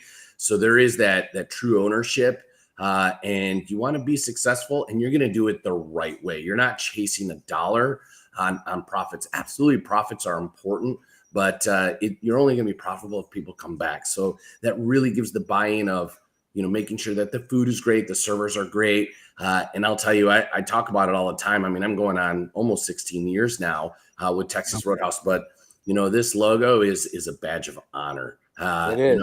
I worked for another concept, and when I get out of work, I have a little shirt pocket, and I would take my 3x5 cards and I put it in front. You know why? Because it blocked the logo. And because if not, people would say like, I went there long time ago. What happened? I didn't want to sit there and discuss everything that I'm trying to fix. But, with Texas Roadhouse, it's cool. I love walking through the airports. I love, just going to get my coffee. And they're like, dude, and the number one question, did you bring any bread? I'm like, it's in the oh my gosh. I tell you what, and I want to ask everybody, you and Lubie real quick.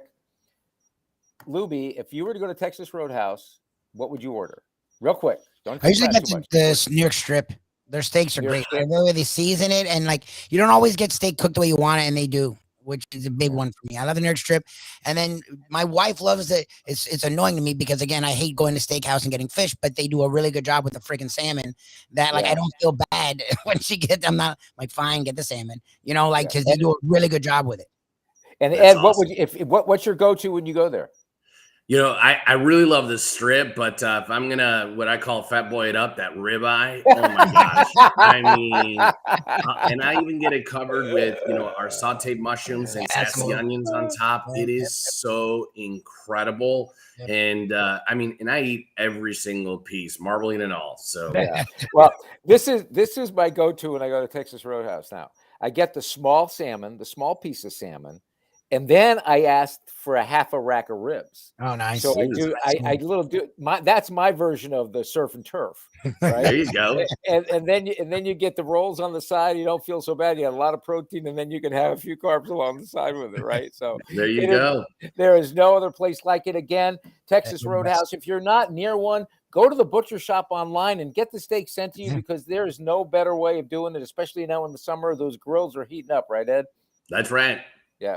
All right. So think of Texas Roadhouse when you're thinking to yourself, where are we going to go eat tonight? That is the place to go. And Julian actually just sent us this. The bone-in ribeye was awesome. How about that? So Ed Garcia. Yeah. You can't beat it. We're so grateful to have them, right, Lubie? Yes, sir. They do a great job. Look, and that's the one thing we noticed when they had us, and we work with a lot of companies, and it's not like they keep us away, but it's not like they're like, come here and see how we do things. They wanted before we did anything that we came in and we walked around, and I was like, okay, whatever. I didn't know why Tony was so big on me doing this, but I'm like, fine. I wanted to shake Ed's hand, looking face to face, and I was like, they make the dressing. It's not. First of all, they hand cut the steaks, which is one thing, but they make the dressing. For some reason, that stuck with me. Like the making the bread was a big thing. But dressing, most people, even when a place has good dressing, you don't care if they made it or not. The fact that they literally sat there and measuring. Yeah. I'm like with the dress. I'm like, and that they make their own bread. They make everything. It's not shipped in on a truck that's made at a clearinghouse. Almost, he said it, and he was honest. 99. He's like, I kept asking. Yep. I think I found the one thing that they didn't make, but it was sour cream or something. Weird that the ketchup making that. So it's like.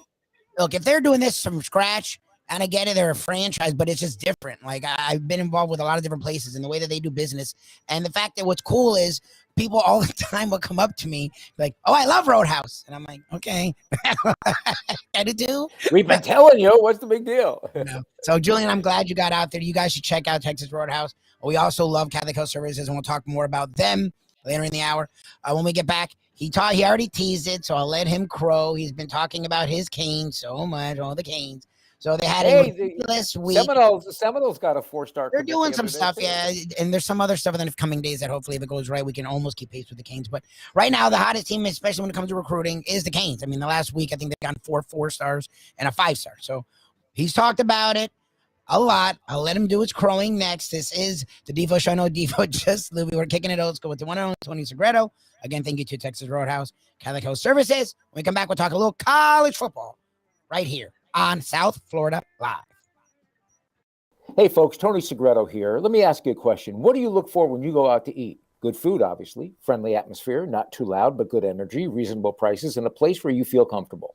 All those ingredients, no pun meant there, are hard to find unless you're talking about the Texas Roadhouse. You see, they encompass all of those attributes. Really, really good food, amazing atmosphere, good for a family, good for a date, or just a night out for yourself, and prices that will make you extremely happy. Their ribs unmatched, steaks hand cut every day. Everything, and I mean everything, is made on site, including their incredible bread. It's the one day, folks, that you can forget about low-carb diets.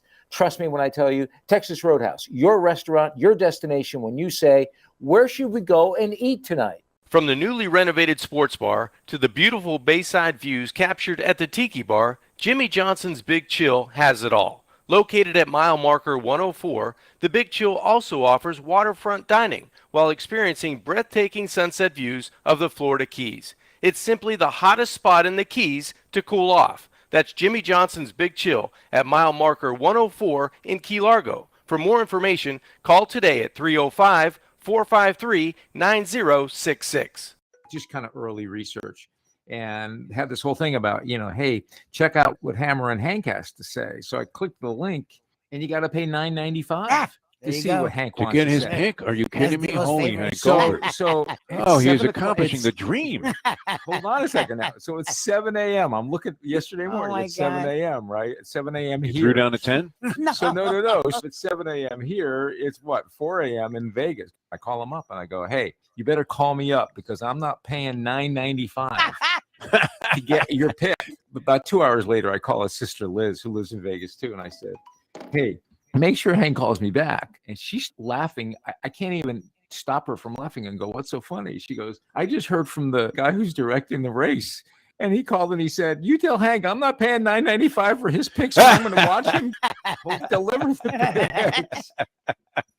Who is he, the masked jockey all of a sudden? We are now kicking it old school with the one and only Tony Segreto. Brought to you by Catholic Health Services and Texas Roadhouse. All righty, welcome back as we continue to say goodbye to the one and only the great, the Hammer, Hank Goldberg. Kicking it old school with Tony Segreto, it's Roadhouse and Catholic Health Services. We'll hear more about that tremendous company coming up shortly. But I will give you a second. You've talked about all the great things, all the excitement at UM, and I roll my eyes every friggin' week. And I'm like, yeah, this excitement. Oh, this excitement. Well, the last week and a half has been friggin' insane. It was like an outpouring. First, they started with getting the quarterback that they outbid, whatever the numbers are. Jaden Rashada won't admit to it, but I'm sure the numbers were high. But they weren't as high as UF, and he committed, and now is like a bell cow for the University of Miami's class. Well, that was the beginning, not the end. They went to get Nathaniel Joseph, one of the top, I think, 15 receivers in the country, a former Clemson commit. They went and took a former, he might have been a current Georgia commit at defensive back. And look, Adai was their defensive backs coach at Georgia, so it makes sense that he's going to bring some guys over. They then went and brought I think he's the number 3 or number 2 tight end in the country into the fold. These are all 4-stars, by the way, for anyone who cares about that. And the big pièce de résistance, all of it happened 2 days ago, happened on 4th of July. He's either the number 1 or number 2 offensive tackle in the country, something that Miami has not recruited in well over a decade. No. Alabama was after him. Michigan was after him. I mean, Clemson was after him. Ohio State was after him. Yeah. Francis Moaga, he's at IMG, but he's from the West Coast, and it was exactly what the Canes have not recruited in a long time. He's a top, I think, 20 player. He's a top 1 or 2 offensive tackle. Some sources have him as a top 5 player. ESPN has him, I think, the 5th player in the country. Yeah, well, a couple of 247 has him as the number 1 offensive lineman in the country. Number 1 offensive tackle, and he's like the 9th player overall in 24/7 Sports. And it's now 5 guys in like a week and a half. The Canes have brought in all top, I think, 150 in the country, and they now have, by every source, I think it's the 8th or 9th class in the country. And it's what Mario Cristobal talked about when he got here. It's what a lot of people thought he would and could do. He's doing it a lot quicker than people thought he could and would do. And the Canes, the excitement, like you've talked about, is actually tangible now because we're seeing kids come, and there's like 2 or 3 more kids that are supposed to come in the next week or so that are all like top 100 kids that all are leaning very strongly to the University of Miami. So I will give you your second to talk about the Canes because we are seeing a lot of the stuff you were talking about. It's a juggernaut right now, and what Mario has been able to do is he's been able to create an atmosphere and a perception that is become real, and it's become real to these young recruits. And when you tell you have a young recruit and you show them the coaching staff that you have and the legacy and how these former players are involved, how when you have a Hall of Famer like Jason Taylor helping out, when you have another Hall of Famer, Ed Reed, helping out, you got, Alonzo Highsmith looking at talent and understanding what that talent needs to do to get to the next level. And then you bring in the entire legacy of what the University of Miami stands for, and to be on the ground floor and to be part. They come in your home and they're selling you that you can be part of the resurrected program that people remember back in the 90s with the swagger and the win after win after win. You can be part of that new era as soon as you come into this program. And as we've seen before, listen, Mario's been around the greats of the great, right? He was an assistant for Saban. Like him or not, look what Saban's done. And he's using a good part of that Alabama blueprint to create this roster of 4- and 5-star athletes. When you look at Alabama's roster, I mean, one of the things they look at is their backups were 4-star and 5-star. So Mario wants to create that. And granted, it's a little more difficult to do it here. Everybody goes, well, why is it so difficult? Because the curriculum is different. Yep. The academics are different. This is a much different university than Alabama, and still protocols need to stay in place. So how do we create that? How can we get that 5-star, that 4-star?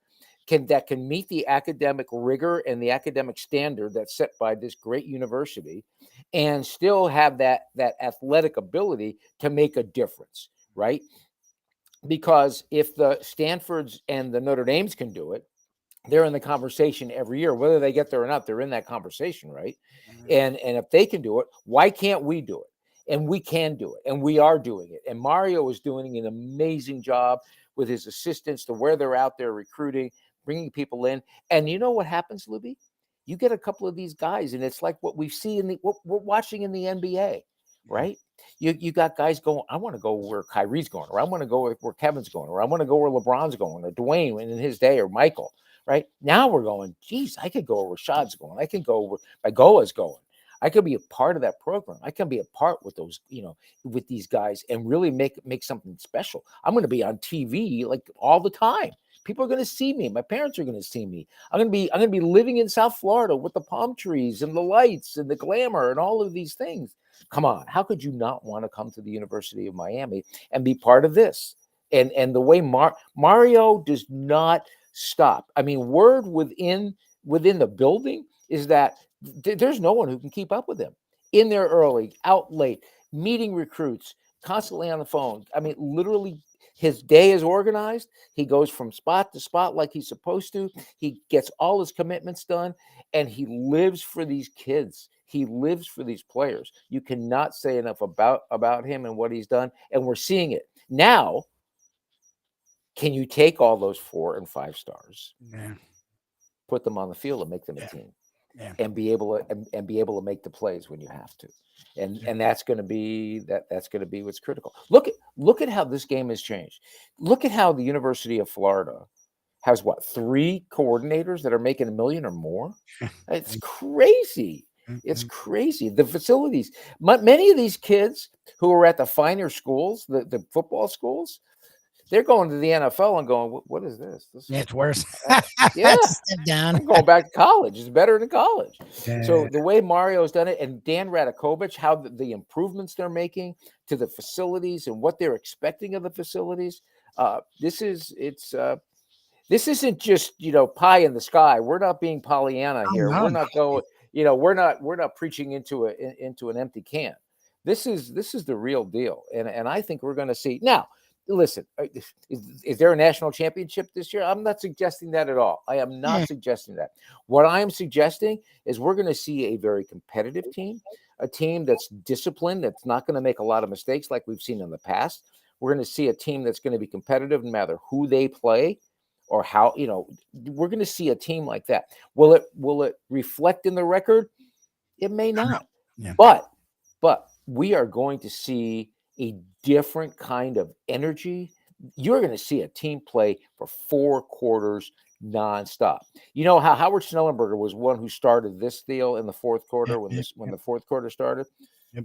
You mark my words. You're going to see a team in the fourth quarter with the University of Miami that's maybe even stronger and faster than they were in the first quarter. So it's going to be exciting. And you know what? I think the entire state, Lubie, it's great for college football to have Miami, Florida State, and Florida all be good. Okay, the 3 big. It's important that they are. And I think that I don't know about Florida that much, but I have a lot of respect in Mike Norvell at Florida State. I think he's going to do a good job for them too. And I think you'll live that. I know my daughter wants to. I know you do. She missed it. Yeah, she and I both were in the pockets of when they weren't good. Yeah, it's interesting what's going on. A lot of Canes fans were excited, and I didn't tell them not to be. I just wanted to see a little bit of proof, and we're seeing it. And I don't think it's going to slow down. And Van Dyke is a good quarterback, and that's the kind of thing that can help you transition from one coach to the next, is having a legit quarterback. So I don't think they're going to be horrible. I'm just curious to see just how good they'll be. And we'll see that soon enough. In a little over a month, the season kicks off, thank goodness. I do want to talk about this. You touched on it last week. What's interesting is USC, UCLA going to the Big Ten was different than Oklahoma and Texas last year going to the SEC. We didn't see much after that. That happened, and we saw the ACC and Pac-12 and Big Ten form some alliance that has already been torn asunder. But with that move, we've started hearing the kind of murmurs I thought we'd hear last year. You're starting to hear, okay, what does Oregon and Washington do? First, they supposedly petitioned the Big Ten. Now the Big 12 is trying to wrangle them. You've heard murmurs of, okay, what does Clemson, Florida State, possibly Miami, Carolina, Virginia do? You're there. I know you aren't in every meeting because you do a million different things, but are you hearing anything like, what is the idea? Because it's still in murmurs and rumors, but I'm hearing it a lot more each and every day than I used to about two conferences. What do these other borderline powers do? Are they going to really sit around and wait for the SEC and the Big Ten to own college football? I think that, the Orange, we're off now until September. So we're not having meetings, but everybody talks, obviously. I think that we're going to see how this UCLA USC thing goes through and how it winds up. Okay, if it actually does that, and where Oregon goes. And I really think right now, believe it or not, like it or not, here's the reality. Right now, one of the linchpin is Notre Dame. Oh, no, Notre Dame is the next move. Yeah, for sure. It is the linchpin. It is the next domino that's got to fold. 100%. Okay? If they decide to go Big Ten, that changes the complexion to everything. That the ACC now gets, like, now what? Okay? If they decide to stay independent and stay with the ACC, that's huge. Okay? So what do they do, and what are they going to do? And I think that this is just my interpretation. My guess is, I'll ask you this question, and I'll ask the people who are listening. Yeah. If you had the ability, Lubie had the ability to have the Lubie Enterprises fold into the Defo or the whomever enterprise. Oh, it's Barstool. Barstool. but Lubie has enough juice where he's got his own contract with Westwood One and with Sirius XM, and he's making $2 million a year that he doesn't have to share. Yep. If he goes to Barstool, he could make more, but he'd have to share it. You have your own contract with all of these radio stations and satellite radio stations. What would you do? Yeah. What would you do? That's the thing is Notre Dame, as much as sports college has become business, Notre Dame's been the one place where they started it. So they were able to just sort of. Yeah. And listen, I'm not saying, Hurricane fans are going to go, what? And I'm not saying this isn't about like or dislike. This is just fact. This is reality.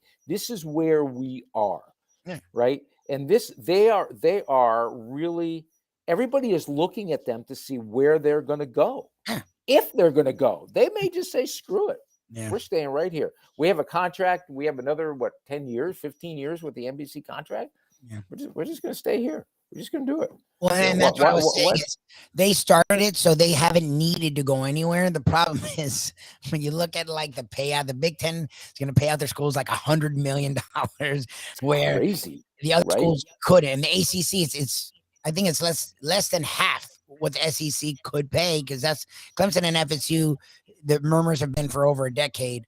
That'd be the SEC. Well, Clemson, you don't think that's the thing. The other linchpin to me is Clemson or Miami. What what happens if one of those decide to flip to the SEC? Well, now we're done. Now, yeah, it's done. Well, look, it's Notre Dame, because Notre Dame's doing this weird thing. Is they're in Big Ten country, but football they do their own thing, but have to play 4 ACC teams. Basketball, they're in the ACC, and that was a big boon for the ACC. It was a win. And they're playing football too. I mean, they're not in the ACC, but they have to play 4 games a year in the ACC, and then as a basketball entity, they're in the ACC. So it was a great move for ACC, and they've sort of behind the scenes tried to come on, Notre Dame, come on, but they are in Big Ten country. And the Big Ten, the payouts now, and what the Big Ten is doing, and people are finally caught on, is SEC, you can have the hungry fan bases. We're going for TV markets, and they now have the top 2 TV markets. They're around. That's it. They're in Chicago, but no one gives a crap about Northwestern. In Chicago, who are they fans of? Who's the college team that Chicago people are fans of? Notre Dame. So the way you really get the Chicago television market is to get Notre Dame. And if you're throwing, Notre Dame has their own money. But when NBC can pay right now, supposedly isn't what the Big Ten can pay. So that's the thing, is that's the big domino that hasn't dropped, that the schools like FSU and Clemson are waiting on, is Notre Dame.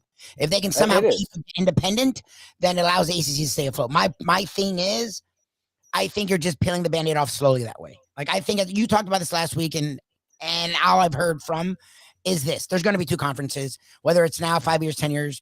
The SEC and the Big Ten are so powerful between and what really screwed it up is the ESPN and Fox have really dug in, because both have other schools, but ESPN is like the home of the SEC with a little Big Ten, and the Fox is literally the home of the Big Ten.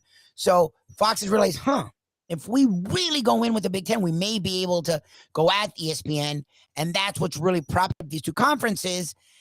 And these other conferences, the Pac-12 and the Big 12 and the ACC, can't hang. And it's why, like, my dad's talking like Defo and you, well, that's so sad. I'm like, Dad, it is what it is. Like, it's going to happen. And I've sort of given into the idea that it's going to happen. I just don't know when. So I'm curious. We've changed so much.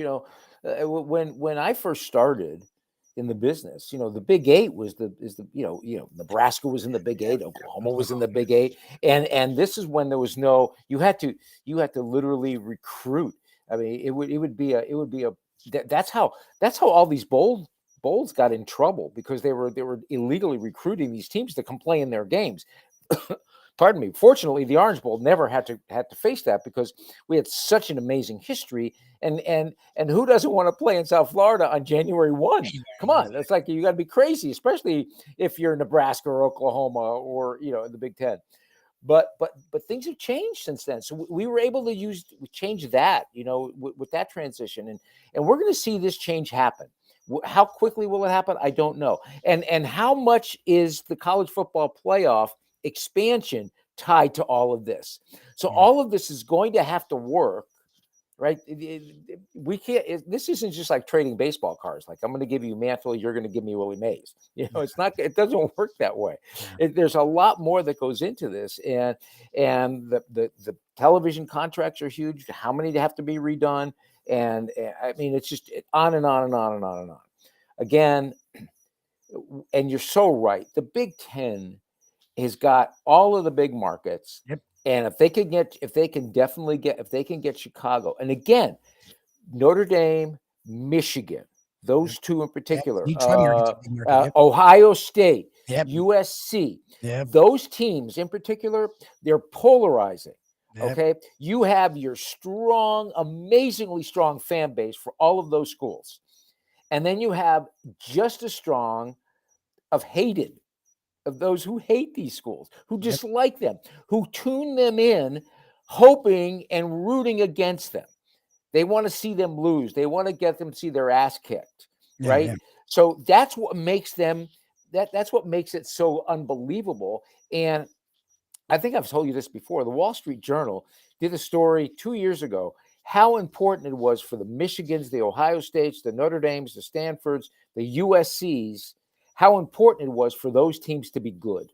Yeah, it helps. In Alabama had to be good, because when they're good, everybody else, the people that don't like them are rooting against them, and the people that love them are rooting for them. And whenever they're on TV and whoever they play, the interest grows and the interest grows and the interest grows. So it's important. That's why the Big Ten is after who they're after. That's why the SEC is trying to maintain what they have. And the ACC is like the guy in the hurricane. He's the reporter holding on to the tree, going, please stop the wind from blowing. I got to figure out what I'm going to do here. Where am I going to go next?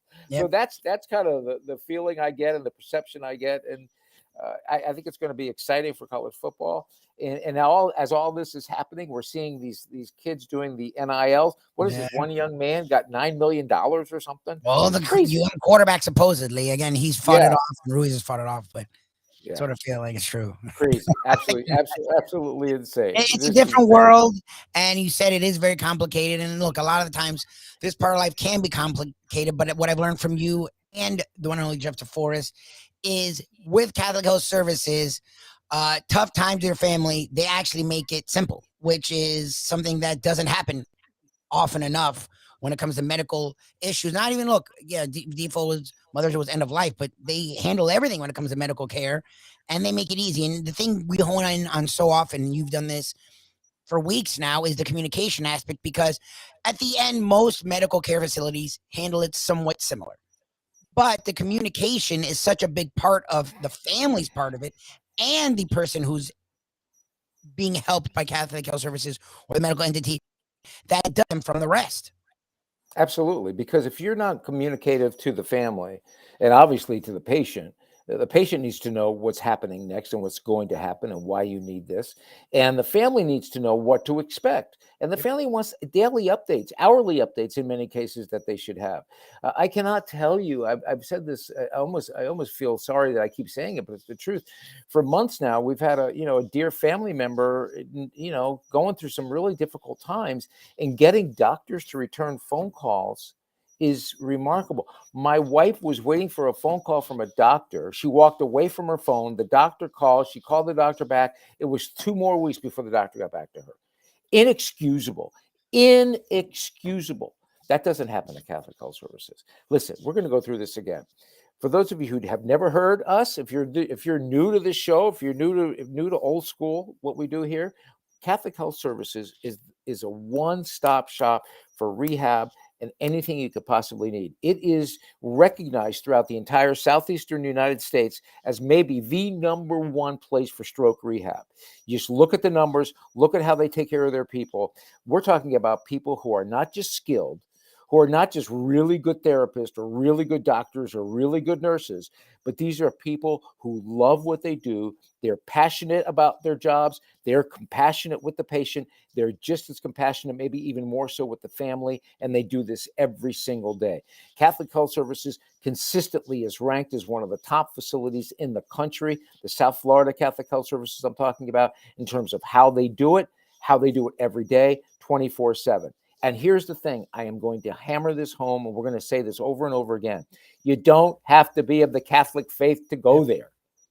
Defo, of the Jewish faith, the way they took care of his mother during the worst period of time when you have to say goodbye to your parents is remarkable. And to this day, you will hear him become a different person talking about how they handle this. You do not have to be of the Catholic faith.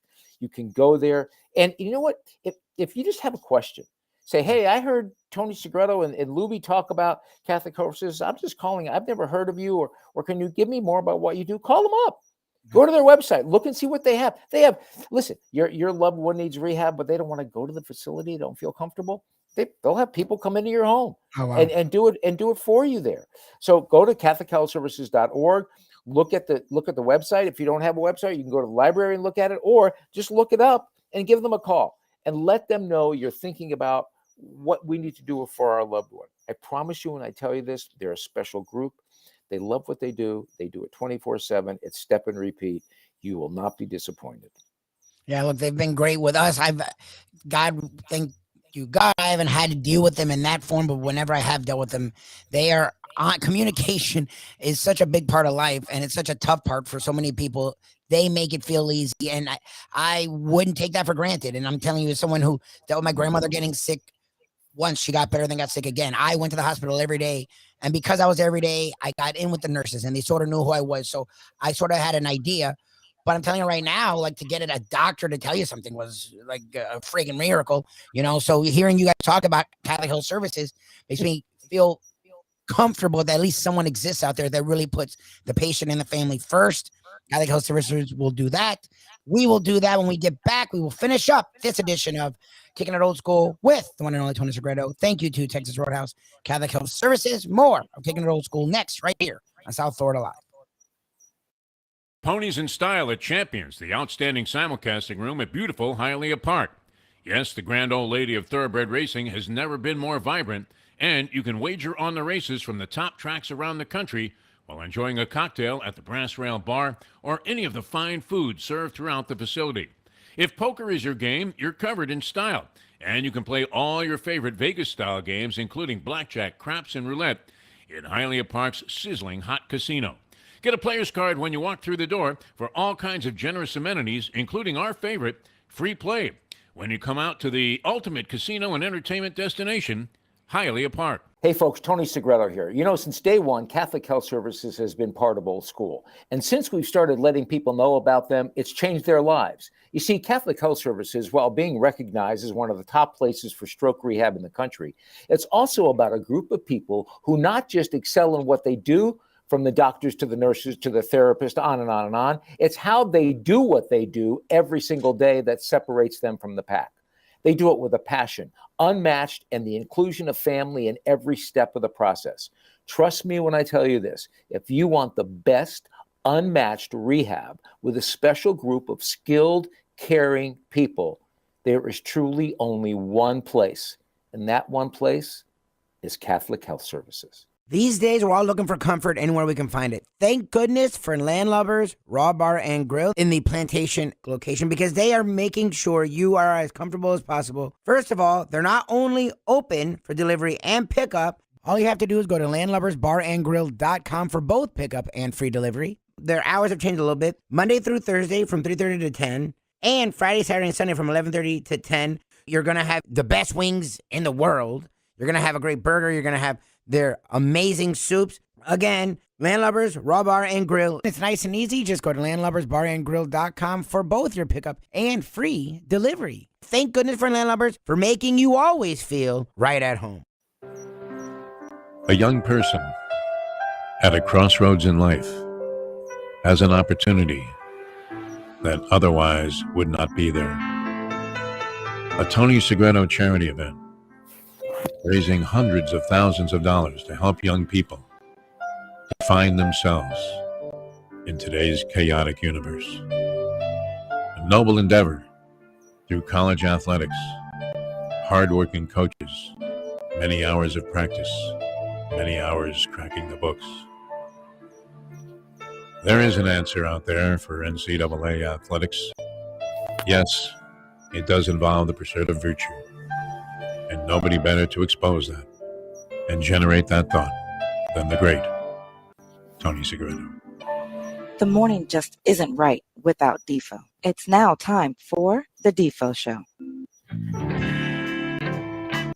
Welcome back as we finish off another edition of Kicking It Old School with Tony Segreto here. You've done a great job. You really. I'm interrupting, and I am so sorry, because I think people should take it. Just really stand up and applaud how you do all this. You do. I get praise. You're running the board. You ask good questions. You're curious.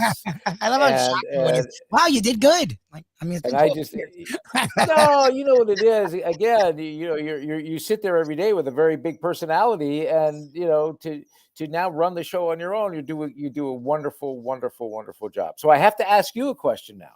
Sure. We Mr. just talked Segreto. college football. Yeah. Talked a lot about Hank. We got Texas Roadhouse and Catholic Health Services in. Yep. We're encroaching on training camps opening up. Yep. Both collegiately, obviously, and professionally. Yeah. Are you excited about the Dolphins? Are you tempered about the Dolphins? Are you like shaking your head going, what are we going to see next? I mean, you do realize we have the Hall of Fame game coming up. What is it, at the end of July? Is it No, the I think it's mid-August. Preseason usually starts no, you're right. I think it's the beginning of August when preseason starts, isn't it? Yeah, I think we look it up real quick. The Hall of Fame game when the new members of the NFL Hall of Fame are inducted. I think that's the end of July, if I recall properly. Here, if somebody sees that real quick, you can send that to us. So what's interesting is about the Dolphins is it's so funny because my whole life people make fun of me for being negative. Defo has literally made fun of me for being pissed at FSU for being up 21 over Louisiana Monroe. And it's true. It happened. It happened at the professor's house. And that's how I was raised. And, the Heat, when the big three were together, it was a regular season game in the first quarter and they were down 2-0 to the Bobcats. And I was pissed. Like, that's 100% true. I own it. But I also am one to get excited when I feel like there's reason to get excited. And all these Dolphins fans are confusing the crap out of me because I'm excited. They are. They've won 10-9 games with a coach that I don't think had their best interests at heart. I think he was really self-serving and he was great with the defense, but he totally forgot the offense. And I complained about that the entire time. So you now have kept the defense intact and then brought in a guy who from every account, is a savant on offense, did way more with less. And now he has more to do more with. And all you're hearing is good stuff about Tua that is unsolicited. So I'm excited. I feel like I'm not supposed to be, but I'm really excited about the Dolphins. And I think this is going to be a really fun year for them. And I think they're going to win 10, 11 games. And I think they're going to make the playoffs. And I think a lot of these people who are questioning Tua are going to be praising Tua when we get near the end of the season. So I don't know, for some reason I've done a 180-degree turn and people are sort of freaking me out about it because everyone's like, well, they're the Dolphins. I'm like, yeah, but they're not. They've done everything different this offseason. So again, the old saying is, Einstein said, you keep doing the same thing, expecting a different result. That's insanity. But if you do a different thing, expecting a different result, I think that's normal. So yeah, I'm excited about it. I don't know. What about you? You're around them. You still talk to a lot of Dolphins. Yeah. I think that there's reason. I think it's one of those deals. First of all, what do we have? 29 days until the Hall of Fame. Yeah, I'm looking. Enshrinement. Thursday, August 4th is what I'm seeing here. What's that? Thursday, August 4th is when. Yeah. That's what I got here too. So we're not far away, and I think this is the way I would describe it. I think when it comes to this season, we have people like this. One eye is like really excited, and the other eye is closed because they're not sure yet. And I think that's reasonable. Yeah.